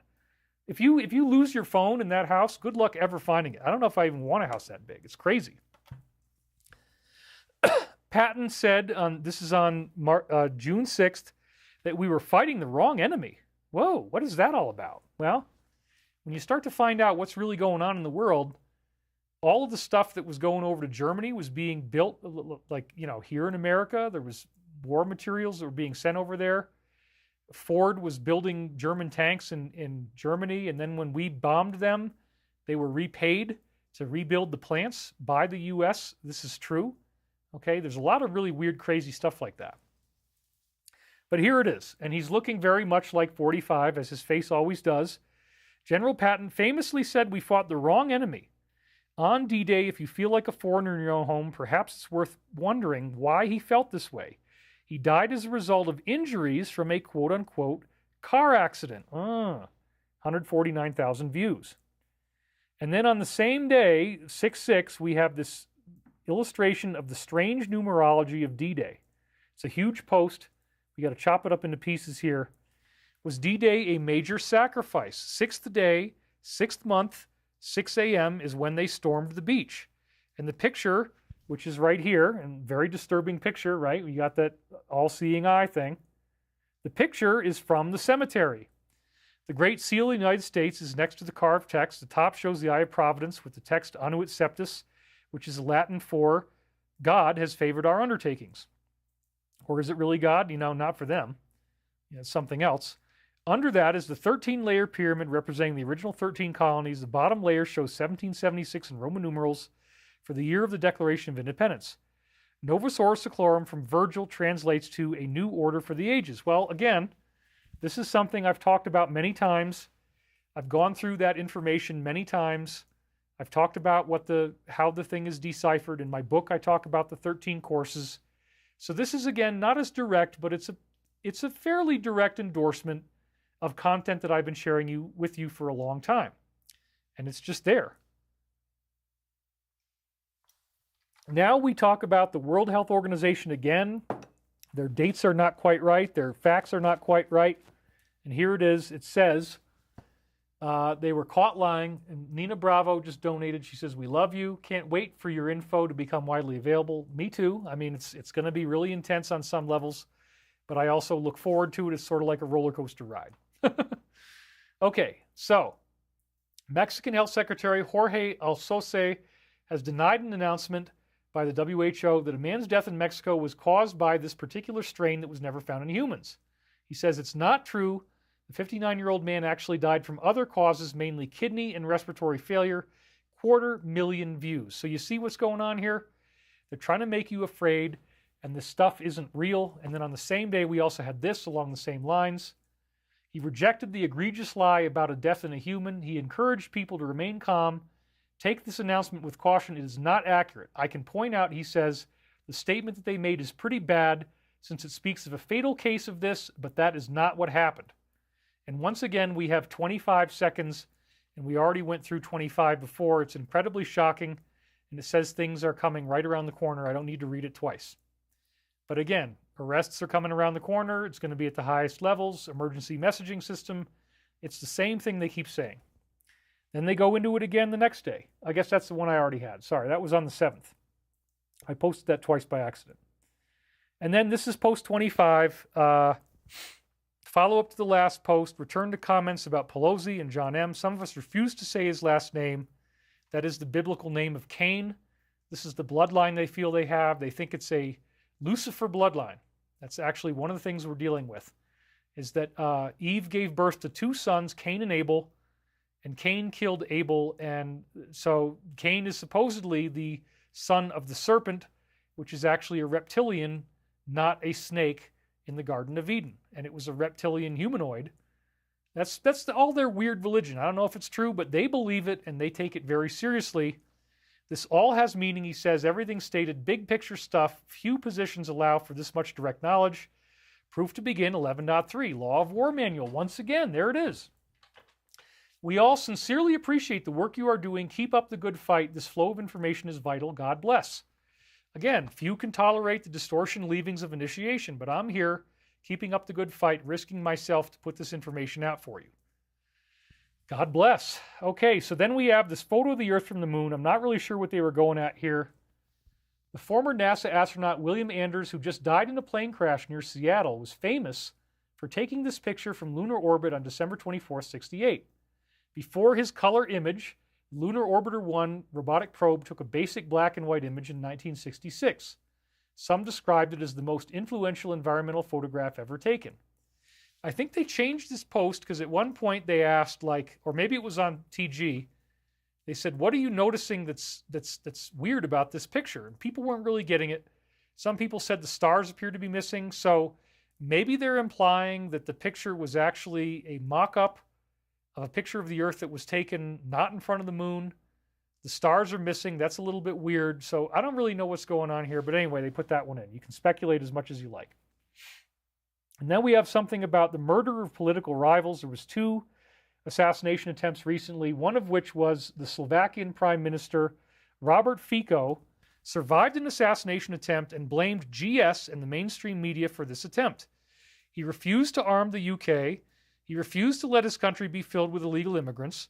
Have you noticed an uptick in assassination attempts on political figures recently?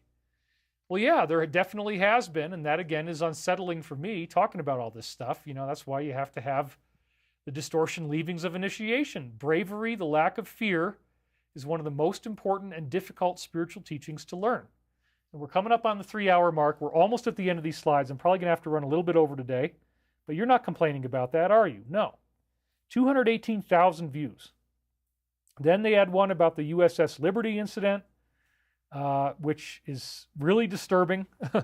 Today is the 57th anniversary of the attack on the U.S. Liberty that killed 34 Americans and wounded 170. Ron Grantsky, who was on the ship and managed to survive, tells his story how he believes the attack was not an accident. Uh-oh. Guess who's responsible? It's not good. After the attack, President LBJ leaked to Newsweek that, quote, the small country deliberately attacked this because they felt we were collecting intelligence against them about a 6-day war with Egypt. They threatened LBJ with smears of blood libel and you know what, promising to end his political career if he did not keep his mouth shut. Both he and the NSA remain silent about this incident. Will any members of the Congress announce it today? No, as he's confirmed, they all have a handler and they will not be allowed to do so. Oh, man. So, yeah, there's a lot of people out there who are talking about this. I don't really want to. I think it's probably the riskiest thing you can do. So I have to talk in between the lines, mate. You know how it is. Mate, the truth is always sandwiched between 2 lies. That's just how we do it in the biz. If you want to know what's going on, you got to read between the lines, brother. They'll call him a geezer for you. Okay. Woo! Getting through this. Clash of Civilizations is the next one. It says, nobody is asking the right question. Why would a group of these pro-P protesters funded by GS attack the White House, occupied by JB, an ally of this guy? The Clash of Civilizations is the bigger goal. Yeah, that's the whole point. They want us fighting against each other. They're looking for any divisions they can find, any types of lines that are fractured, people not getting along, people fighting. And again, we've seen this anti-Semitism, which I think is horrific. I have a lot of friends who are Jewish.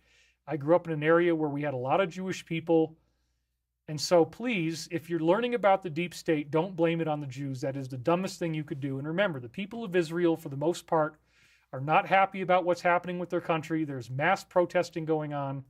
So don't blame Israel. We just have some people in the administration who are thinking in divergent ways from the rest of their country. And I believe in a very peaceful way, this is all going to stop. I don't want to see this go on. I don't want to see killing and hostilities going on. I'd love to see some efforts for diplomacy. I'd love to see a ceasefire. That is my goal. Just so that we're very clear. I don't want the clash of civilizations. So then down there at the bottom, we have a 29-second video. And again, this is the one that we already read before, and they showed it again. We pray every single day for God's guidance and direction as we are truly up against pure evil. And then there's a 54-second video. I know the plans I have for you, declares the Lord. Plans, he's talking about the plan, right? That's what they call it, what they're doing. Plans to prosper you and not to harm you. Plans to give you hope and a future. And that's really cool, you know. That's where we're headed with this. We're getting this plan fulfilled, and it is guided by a higher power, and I'm just being used as a messenger. I'm not saying I'm anything special, but I did write these books. They are very prophetic, or I at least brought them through and compiled them. They were written by Archangel Michael. Some people want to troll me. They don't want to believe this. That's fine. And we're still at 4,000 viewers, 3 hours in. Thank you guys for hanging with me. I will be here for you as much as I can. As long as, you know, I can keep doing this, I'm going to keep doing this. Okay. So, now we get one that was very, very influential. Really stirred up a lot of stuff for me. Got me really excited. These 2 black swan events. So here's the whole post. Let's start at the top. 2 black swan events for Russia. Herman Greff, the CEO of a major bank in Russia, has predicted that Russia will experience 2 of these types of events. The first event will be related to geopolitics, possibly involving a major global war or military operations. The second event will be a new pandemic. Oh my God, really? I don't want to see that. The head of the WHO in Russia has also issued a warning about a new one, saying it's only a matter of time. He says an important task is to be prepared for this situation, the so-called Disease X. I think we definitely have 2 black swans. They may occur simultaneously, and Russia is a major player in BRICS. So yeah, there's a strange thing going on here where what we think we're seeing may all be an initiation. It may not be as scary as we believe, but again, one of the pandemics, he says, may be, or one of the black swans may be a war or a military operation. We're already seeing the threat of this with the subs around Cuba, threatening the U.S., and they're also threatening the U.K., as another post said. And then we also have this, disease, really? Do we have to go through all this? Here's the bottom of it. 500,000 views. Wow. Then, no sooner is Garcia out there hanging out with Trump and, you know, getting his Trump on, but the next thing you know, he gets arrested because they don't like anybody hanging out with Trump. So now he gets punished for that. He was arrested at the Waldorf Astoria, Beverly Hills. They accused him of doping. I looked at 17. It was, or whatever the post was on the right there. It's probably just the letter Q there. But again, FAFO, you know, they're trying to make it so that, again, very few people can handle the distortion leavings of initiation. And you get, if you have any loose karma, then you can get nailed like this. Then we have a Pro-V doctor who was found dead. And this is Dr. Michael Mosley. His body was discovered on a Greek island after he mysteriously vanished while he was walking. He worked for the BBC. He famously pushed this product and argued that immunity from this was better than your natural immunity, and said you should not rely on your own antibodies for protection. What kind of doctor goes for a walk in blazing heat without a cell phone? Are they trying to tie up loose ends? Yes, it's very likely from this that he probably wanted to be a whistleblower, and they got to plug up the gaps and tie up the loose ends. So if your karma authorizes this to happen to you, then that's what's going to happen. And so be careful if you go fighting and if you have shaky karma. You got to make sure you're really doing your best to be clean. Now they're talking about secret tunnels below a Florida city. This is very disturbing. Beneath Ybor City in the Tampa area is a hidden network of tunnels. Most residents have never seen them or even know they exist. The city has no maps of these systems, but some people believe one of them extends all the way out to the port, which means, again, they could shuttle people in from submarines and you'd never know anything was going on. Bring them right into this major urban center.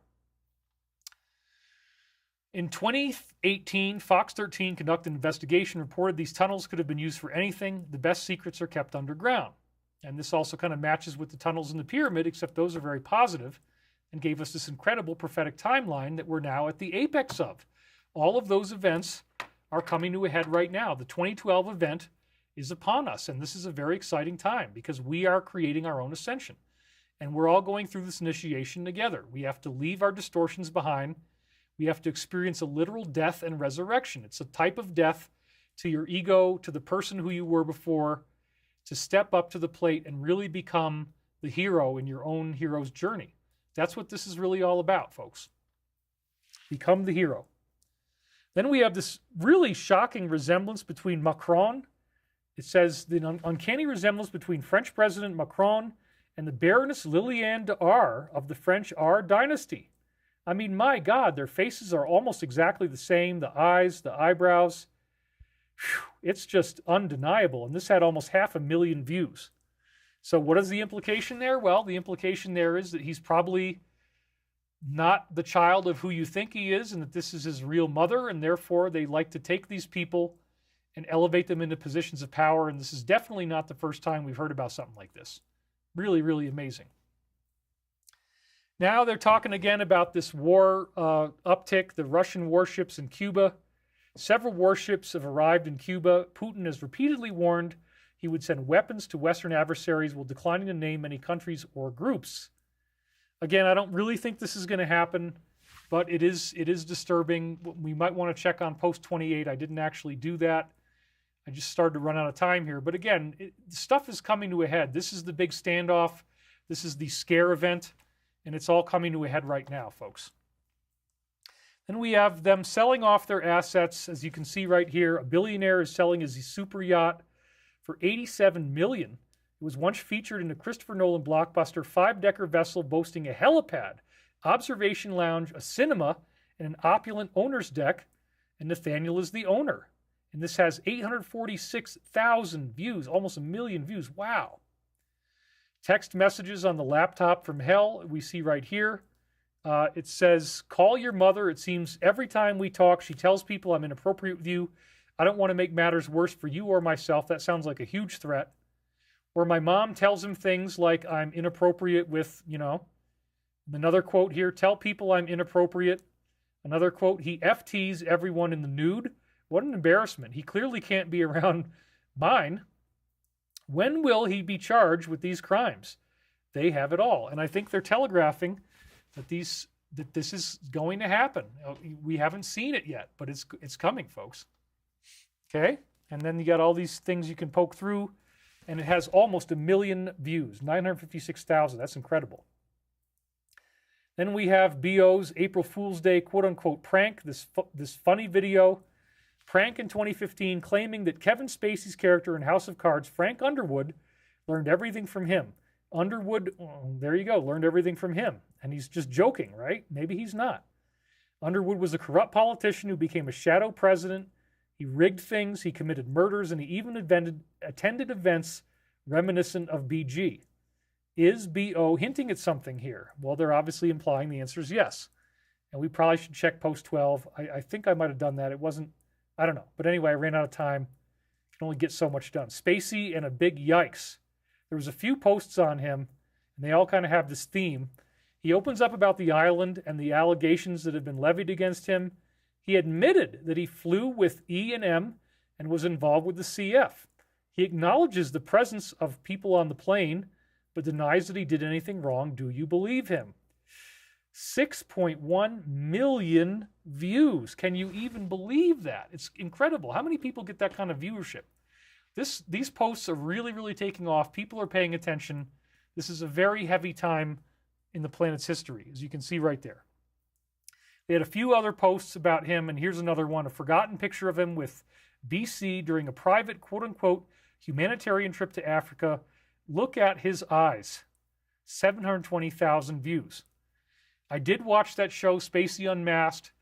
It leaves nothing to the imagination. They were complaining several times on TG about being trolled, and somebody said, oh, CNN has proven that, he was exonerated of all charges. Well, go watch that television show, man, and you will be convinced.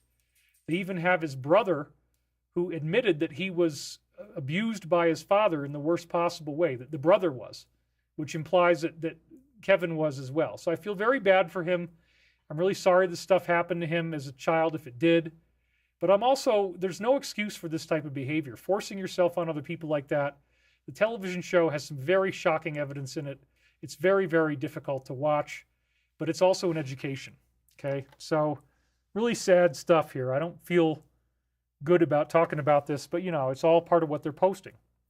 Now we have Russia suspending trading in the dollar. We're almost done, folks. Just a couple more slides and we're done. So hang in there. In a shocking and devastating move, this is 4.4 million views. Russia's stock exchange has immediately suspended all trading in U.S. dollars and euros, delivering a major blow to the U.S. currency. So, making sure that my throat doesn't go out in the last few minutes we have here. This is something that started the Japanese war, Japanese entrance into World War II. Why did they bomb Pearl Harbor?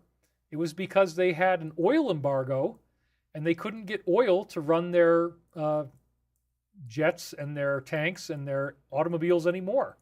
And it's going to collapse the economy. So when you're dealing with the sell-off of the dollar, the no longer trading in the dollar, this is going to have a temporary but very severe effect on our economy. It will undoubtedly trigger bank failures. It will undoubtedly trigger cascading financial collapse. There's just no question. That's why Japan got so upset about being embargoed in World War II. I mean, it's for them, when the oil got cut off, when the money gets cut off, either one, energy or money, it's kind of the same thing. When the energy gets cut off, that's when real problems arise, and that's why they invaded Pearl Harbor. So in a sense, the U.S. provoked them to do it by cutting off the oil, and I learned that in college in more than one class. So this is, again, it's another potential black swan event. They talk about this in a post that has 17 million views. Come up here in just a second. Very, very disturbing stuff. And this one, again, had 4.4 million views. Wow. Then another one that comes out on the 12th, it says, the halt was implemented following the U.S. Treasury Department's sanctions. See, this is what happened in World War II. I said the same thing. Sanctions cause people to get mad because they lose their economy and then they fight back. That's what Japan did by hitting Pearl Harbor. This is occurring as the petrodollar contract between the U.S. and SA has allegedly expired. This is a self-inflicted wound on the U.S. as Russia continues to move towards de-dollarization. BRICS has stated it is in the final stages of completing its de-dollarization program, and the new currency is apparently backed by gold. They have accumulated tons of gold worth billions of dollars since late 2022. We talked about Turkey. They got 8 tons in 1 month, and they have this very suspicious jet transaction. Seems like it costs maybe as much as $15 billion or more, too much. Oh, we got a donation here from Gaia9. I've been a fan since your days of Art Bell before the internet. Love, light, wisdom from Mount Shasta. Om Mani Padme Hum. Please stop making excuses and play your guitar. I'm getting my right hand technique up, and I do intend to do that pretty soon, so hang in there. Guitar songs from David are coming. I promise I am going to get there. And I thank you guys for your support once again. Now we've actually got 4,118 viewers. And we're still going. We're at 3 hours and 12 minutes. It won't be much longer. We're at the very end of these slides, but I got to get through them. I'm not going to leave you hanging. 382,000 views. And at the bottom it says, BRICS October surprise is coming in 4 months. Okay.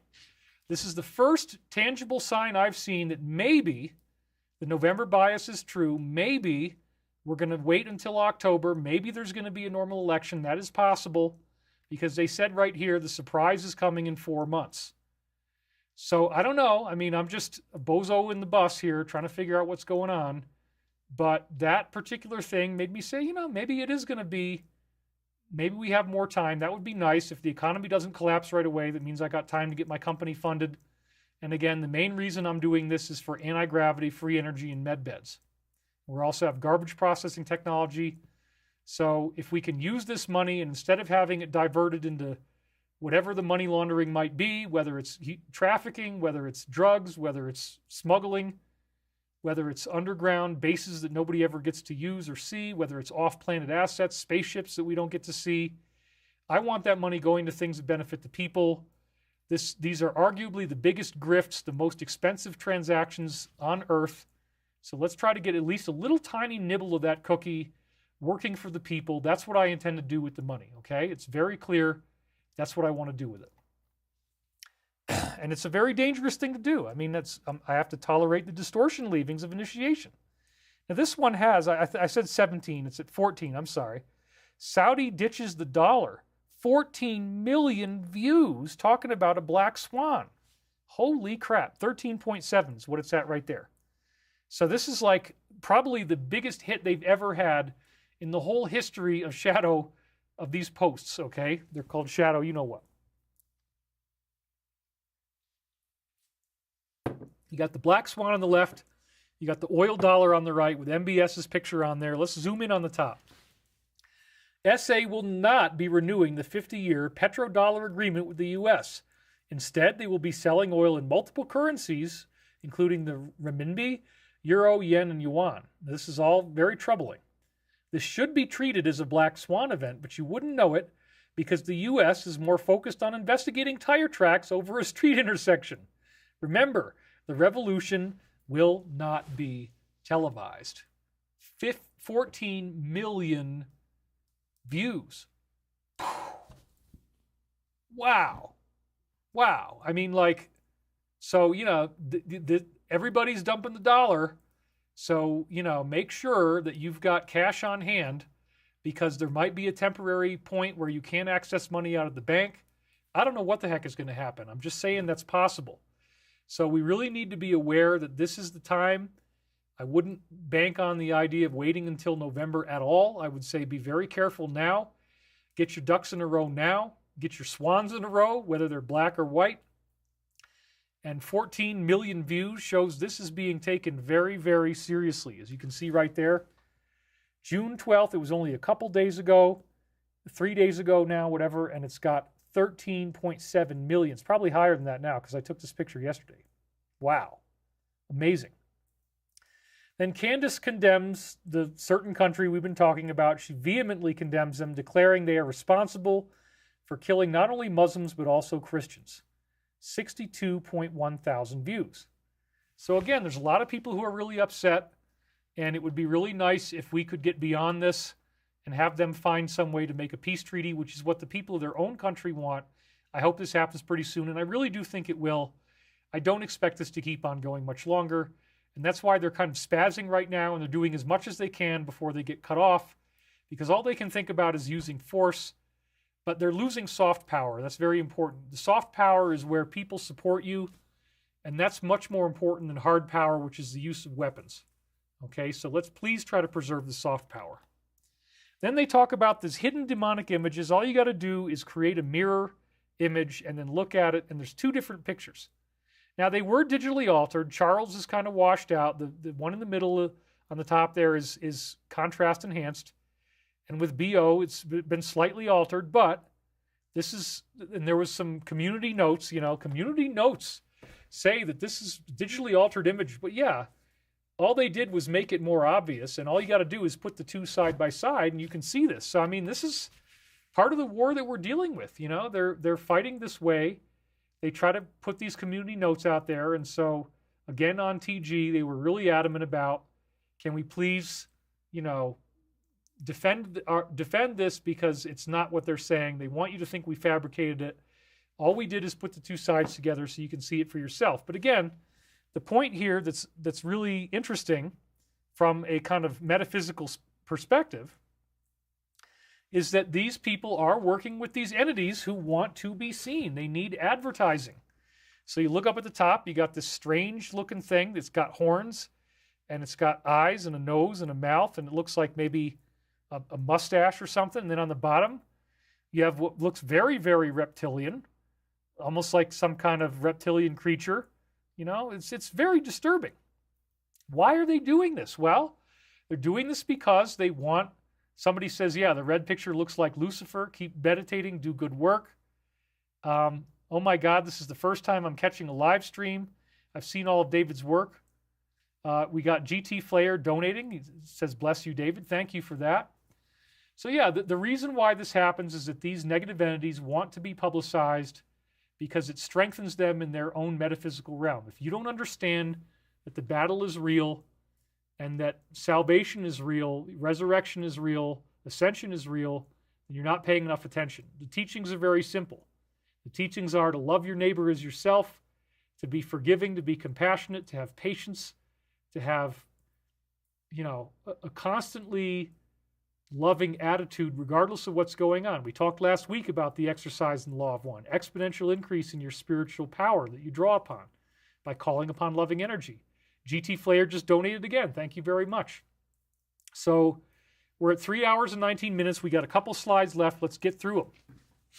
So the GS's managed decline is what we're talking about here.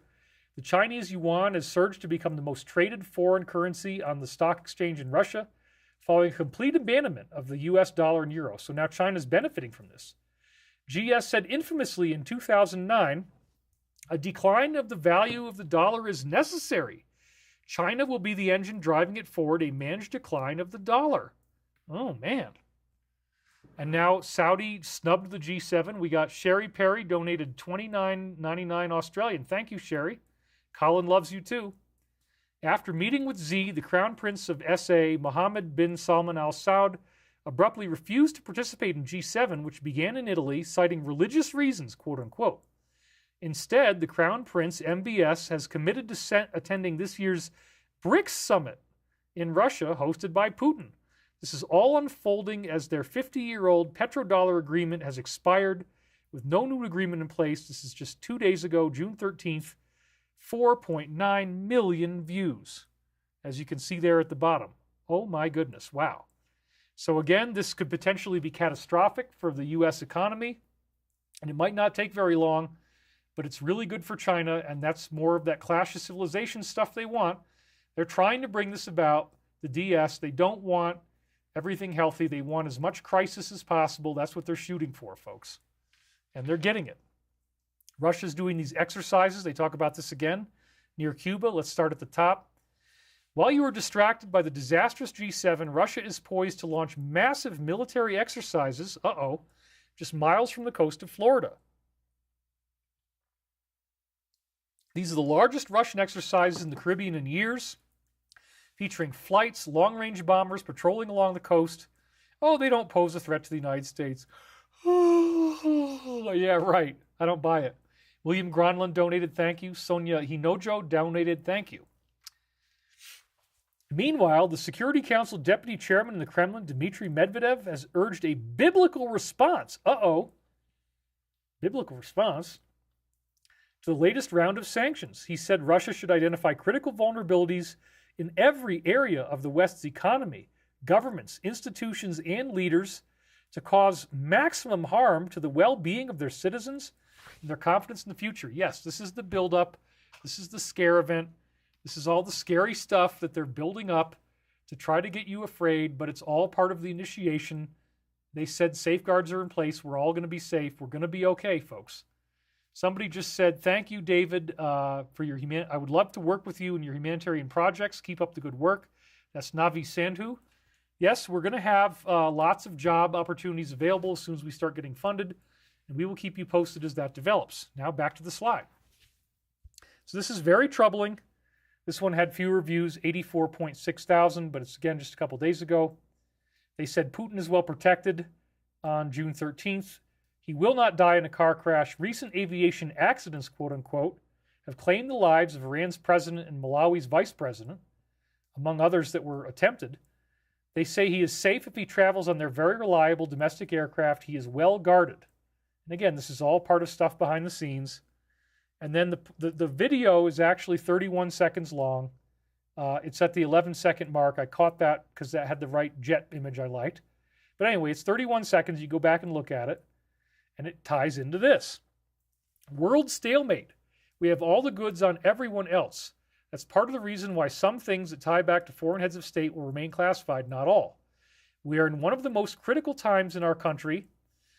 T and others are working to balance what we're doing well for America, for the common person to endorse, while at the same time purify our government, removing bad actors who are entrenched. There's so much string pulling and blackmail, maybe like what we just saw with the weird jet deal, that we need to cut these off to truly gain the power granted to us by the patriots and hardworking people of this great country. Now, this is another one that they talked about in TG. They really wanted it to be something that we focus on. This very strange deal in Saudi. Okay, check this out. It's not exactly something fun to talk about. Let's go to the top of the slide now. They're making a major entry into Saudi Arabia. Well, SA is abandoning the petrodollar, rumored to be interested in joining BRICS. The Edmonds Bank is partnering with SNB Capital, Saudi's largest asset manager, managing over $66 billion. 66, you say.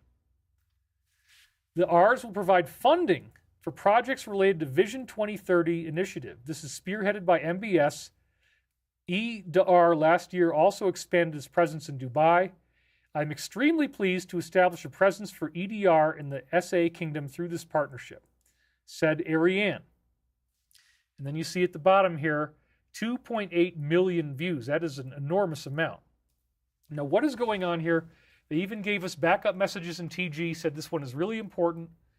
I think it's possible that this faction has turned for the good and that they're trying to do something good now with their money. I don't know. It's still got a lot of weird stuff around it, so I'll let you speculate as to what you think this is. Galactic Fire T-shirt says, David's #1 fan. I'm a Wilcocker. I even have the tattoo. Thank you for that. So let's keep going here. I'm almost done, and I'm at almost the 3.5-hour mark. June 14th, an ultimatum was made to the UK here. You know what UK I'm talking about. Surrender or have a peace deal. P has declared the world will never be the same, predicting the imminent collapse of the Euro-Atlantic security system, which he states will be replaced by BRICS. The danger for Europe is not Russia, but the critical, almost total dependence on the U.S. He issued a stark ultimatum for peace talks in UK, demanding immediate withdrawal from these regions, recognition of terms, and a pledge to never join NATO. He declared that occupied territories are permanently part of their country and not negotiable, no deals. He also stated the freezing of the assets in the West will not go unpunished.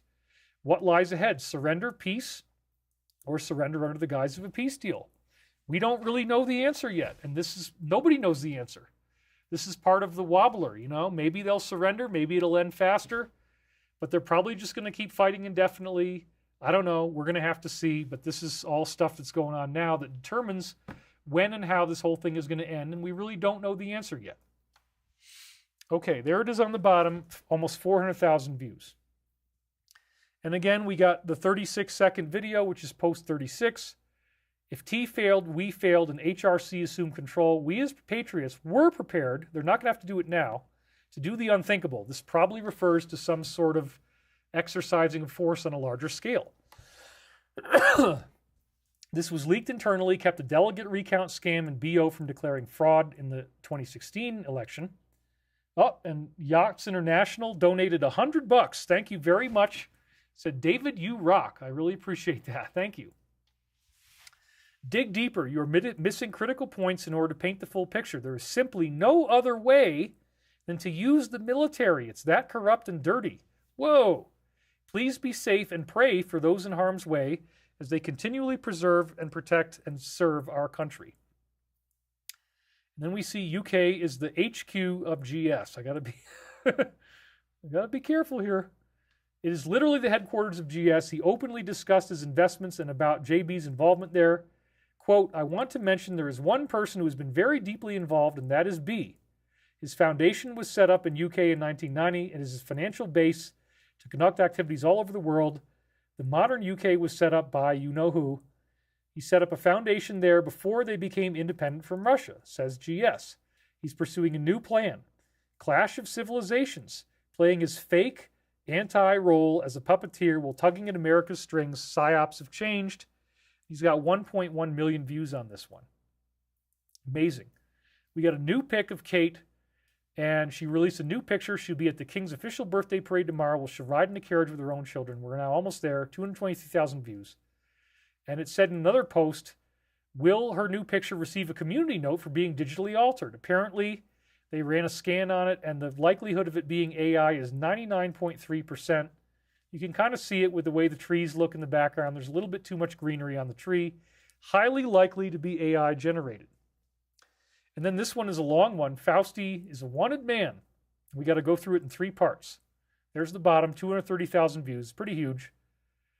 He's officially wanted now for you-know-what. Criminal referral requests against him and other public health officials have been submitted to DAs in Louisiana. This doctor, along with current and former federal officers and hospital systems providing care in L.A., have been accused of committing crimes according to their criminal code, including terrorism, intentional killing, infliction of serious bodily injury, first-degree, second-degree murder, manslaughter, trafficking, cruelty to persons with infirmities, false imprisonment, second-degree kidnapping, battery. Wow. And the referral also includes WH Response Coordinator Deborah, NIA, you-know-what, Director, NIH Director. I'll let you read all the rest of these. CDC, FDA, CDC Director, EcoHealth, and BARDA. Whoa. So now they're giving you the names of the people who are wanted. And then we have Tucker and Alex doing something that really nicely ties in many things I've talked about. Spiritual warfare, the covert plan to assassinate him. This, by the way, again, was after the dream I had of the assassination, right after. The dream where he was slashed on the arm, and I told you about that already. Covert plan to assassinate him, it won't work, and he believes it is part of a spiritual war between good and evil. I absolutely agree. So that was a great endorsement. And then charged with a serious crime. This just came out today. Another really fascinating one, or yesterday, I guess, but very recently when I was putting slides together. I guess it was yesterday, yeah. Yesterday was the 15th. So he made a secret visit to MI6 without his wife. 2 days before Kate's return, her husband, Will, made a secret visit to the headquarters. He met with the British Secret Intelligence Service dealing with foreign intelligence, protecting the UK from espionage activities outside. Royal visits are usually announced in advance, but his visit only became public afterwards. The details remain unknown. The people he met with remain unknown. In February of this year, certain media outlets wrote hypothetical articles titled, "What would happen to William if he were charged with a serious crime?" That obviously is what's happening. The secret meeting is because he was charged with this serious crime, and just in the short time since it went up, it's already had 700,000 views. And then last but not least, we have this really, really funny post about Princess Roydmonster. That's her undignified name that I've chosen to give. You'll see why in a second here. The Princess of Bulgaria, Kalina, has undergone some drastic physical changes. She attributed these changes to her lifestyle of exercising and staying fit. I'm dedicated to training with weight loads and body health. I am an athlete. The mainstream confirmed this has nothing to do with the ingestion of A. Now, on the left, I'll admit it, she looks really hot. She's a smoking hot woman. And then when you look at this picture on the right, it's like, whoa, what the heck has happened here? Well, when a woman takes HGH, human growth hormone, she's going to get androgenic features, which means she's going to look more like a man. And so, here she kind of looks like Steven Tyler, but instead of dude looks like a lady, this is more like lady looks like a dude, So let's do a comparison here of the before and after shot. And, this is pretty freaking crazy, folks. I don't know what to say, except that, maybe another name for her that we could use right now is that she might be the Princess of Bulge Area. Wah, wah, wah. And he scores! He dunks it, ladies and gentlemen. He dunks it. The Princess of Bulgaria. I love it. I love it. And people are laughing here. More like a caveman. So, this is all really fun stuff. So, we're all happy to be here. I'm happy to be here. We're almost at the end of the show now. We got one more slide left, I believe. And here it is. They got this Baphomet thing that they're wearing. This is Philippine and Christine. They're drinking some suspicious wine together. Philippine and the then director of the IMF, Christine, are seen having a toast together in this picture. Around her neck is a Baphomet pendant that she wears proudly. She is currently the president, Christine is, of the ECB, and Philippine was the owner of the French winery Chateau Mouton Rothschild, dying in 2014. And, there you go. They're wearing the symbols right out in the open, and this is something we need to learn. That's why they posted it. It's already had 91,000 views. Then again, they talked about this Russian sub off the British coast. Nuclear-powered attack submarine Kazan was seen just as it sailed off the UK's west coast, sparking an emergency meeting. Putin has promised to punish the West for funding UK with long-term missiles and using frozen Russian assets. And so just since it was posted, it's already had 40,000 views. That was nothing. Okay. So finally, after all this time, I've gotten through all my slides. We're at 3 hours and 30 minutes. You're still here. We got 4,111 viewers still watching. That is a huge crowd. So the point that I'm seeing here is that this standoff, this Russian sub thing is building. That's probably what they're talking about as the scare event. I don't think we're going to be waiting very long to see very exciting things happen that could be scary for a while. We've got Black Swan events lining up. They're trying to push this flu on us. There's definitely going to be some type of economic disruption. That's why I would say make sure you keep some money on hand in cash. Be ready for whatever might come your way, because this could get really squirrely, folks. So with that in mind, since I'm out of time now, we're going to do our global peace meditation. It's only going to be very short, so please don't leave. Don't hang up the phone. Just hang with us for 5 little minutes, because your vote counts. You are part of what makes this possible. We have enough people here to steer us in more positive directions, and it could literally save us from some very big disasters. So without further ado, I'd ask you to please now put both feet flat on the floor. Close your eyes. We're going to do this quickly, but we're going to nicely meditate too. Take a nice deep breath and let it go. And then breathe in again and just let it go. Breathing in the healing white light of universal energy. Letting the power of your breath follow down deeper and deeper into the stillness, into the silence of the present moment. Feeling the peace and the abundance of this living conscious universe. Feeling the purity of knowing that we are going through initiation. We are in a pyramidal chamber. We are in the King's Chamber on a global level. We are going through an energetic activation, much like the energy that is in the sarcophagus, where you have the facing of the self, the renewal of the covenant with your own higher self, the realization that you are indeed a divine spiritual being.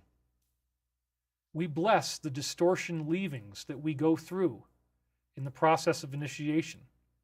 We are awed by the pyramid timeline, by its targeting of the Gutenberg press, by its targeting of the first commercial use of the telegraph, the Reformation, World War I, World War II, 9/11, the 2008 economic collapse, 2012, the Ascension activation we're all going through, the granite slab, where the boss or seal appears right at 2012 in the 1" = 1 year scale. And we see how we are going through an initiation at this time. We are facing our fears. We are facing the deepest and darkest pains that we could ever go through. And as we do this, we are expanding. We are ascending. We are dying to the self we once were, the self that was clinging to our faults. And we are being reborn as spiritual beings of light. This is what we have been promised. The sun showed up for us right after we talked about Garabandal with the biggest solar flare since the Carrington event. We have been promised that human ETs will be coming to our rescue, that we will meet them in person. We will experience an activation. We will remember our past lives, and we will be remade, resurrected, reborn, and saved in bodies of light, born again in some new form that is utterly energetic and spectacular in every possible way. We welcome these changes. We welcome the exposure and the defeat of negativity on Earth. And we look forward to how quickly everything that we thought we knew will be changed, such that every movie, every television show will now seem obsolete, or at least uninformed, compared to what we end up learning about ourselves, about the planet, and about where all of this is going. As you breathe in, send this healing energy of white light to all those who may be in need of prayer and healing in the world. And I ask you also to be willing to forgive those who may have hurt you in the past. Understand they were existing in confusion. They were not seeing the truth of who and what they are, but all ultimately return to the one. For in the greatest analysis, You are the light. You are the love. You are the one infinite creator. This is as it was, as it is now, and as it always shall be. And so it is. Oh, we still lost 400 people. That just happens. Now I ask you to breathe back into the room. Thank you, the 3,600 of you who are still here. Thank you for being here. Wiggle your fingers, wiggle your toes, and let's come on back now. I'm David Wilcock. I want to thank you guys for watching. Let's have a couple more comments here. People are very happy. I thank you guys for all your support. Just do the pyramid meditation. And Christ letters, Christ returns. We are all light candles on the earth. Watch David's Harmony and Chaos video. Yes, there's a lot of spiritual teachings in there. I'm not going to be able to do full spiritual philosophy every week, but I do it. There was somebody making those comments in there. But anyway, you guys are awesome. You're very supportive. I want to thank you for being here. Some people probably drop off on the meditation because they've stayed up really late and they're just so tired, and I get that. I'm not really criticizing anybody. I'm getting lots of hearts, lots of fun things. I got a donation from Kwee. Thanks, David, for being here each Sunday.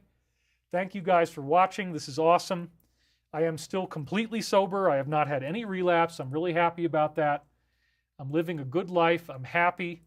And you guys really bring me a lot of things that are wonderful. Government Corp Watch says, I have a voicemail from NASA's Chief of Security, literally documenting they do register anti-gravity machines. They do have them. That is absolutely true. With my company, with the things that we're doing, I mean, this is a spaceship. Nothing else is actually going to be able to go into space quite like this does. But it has the ability to travel into space. That's the SM-39 Razor. People say, I love the meditations. What do you think about the link between archangels and Elohim? I would say they're the same. There might only be one archangel. That's Archangel Michael. Some people say that. I'm not sure if there's more than one. I think he does represent a realm of being. And again, the Law of One says he's the collective consciousness of humanity's masculine side. So again, I want to thank you guys for being here. I'm getting lots of hearts, lots of wonderful, loving energy. And this is a great time to be here. I got through the whole thing with my sequin shoes. You can see them sparkling for you. That is the commitment I have to excellence. That is the commitment I have to you guys. So again, I want to thank you for being here. I will be back next week, barring anything that could be horrible that could happen, but I don't know. My eye looks good now. The black eye went away this morning. I was very happy about that. So again, thank you guys for your support. Thank you for being here. Keep checking Shadow of Ezra all the time. You know, I do it every day. Some of these posts are really taking off. This is a very tense situation. Things could happen very quickly. So please keep watching. I'll be here next Sunday. Thank you for being here. I really appreciate it. I have all the best love and appreciation for you. Thanks for being here.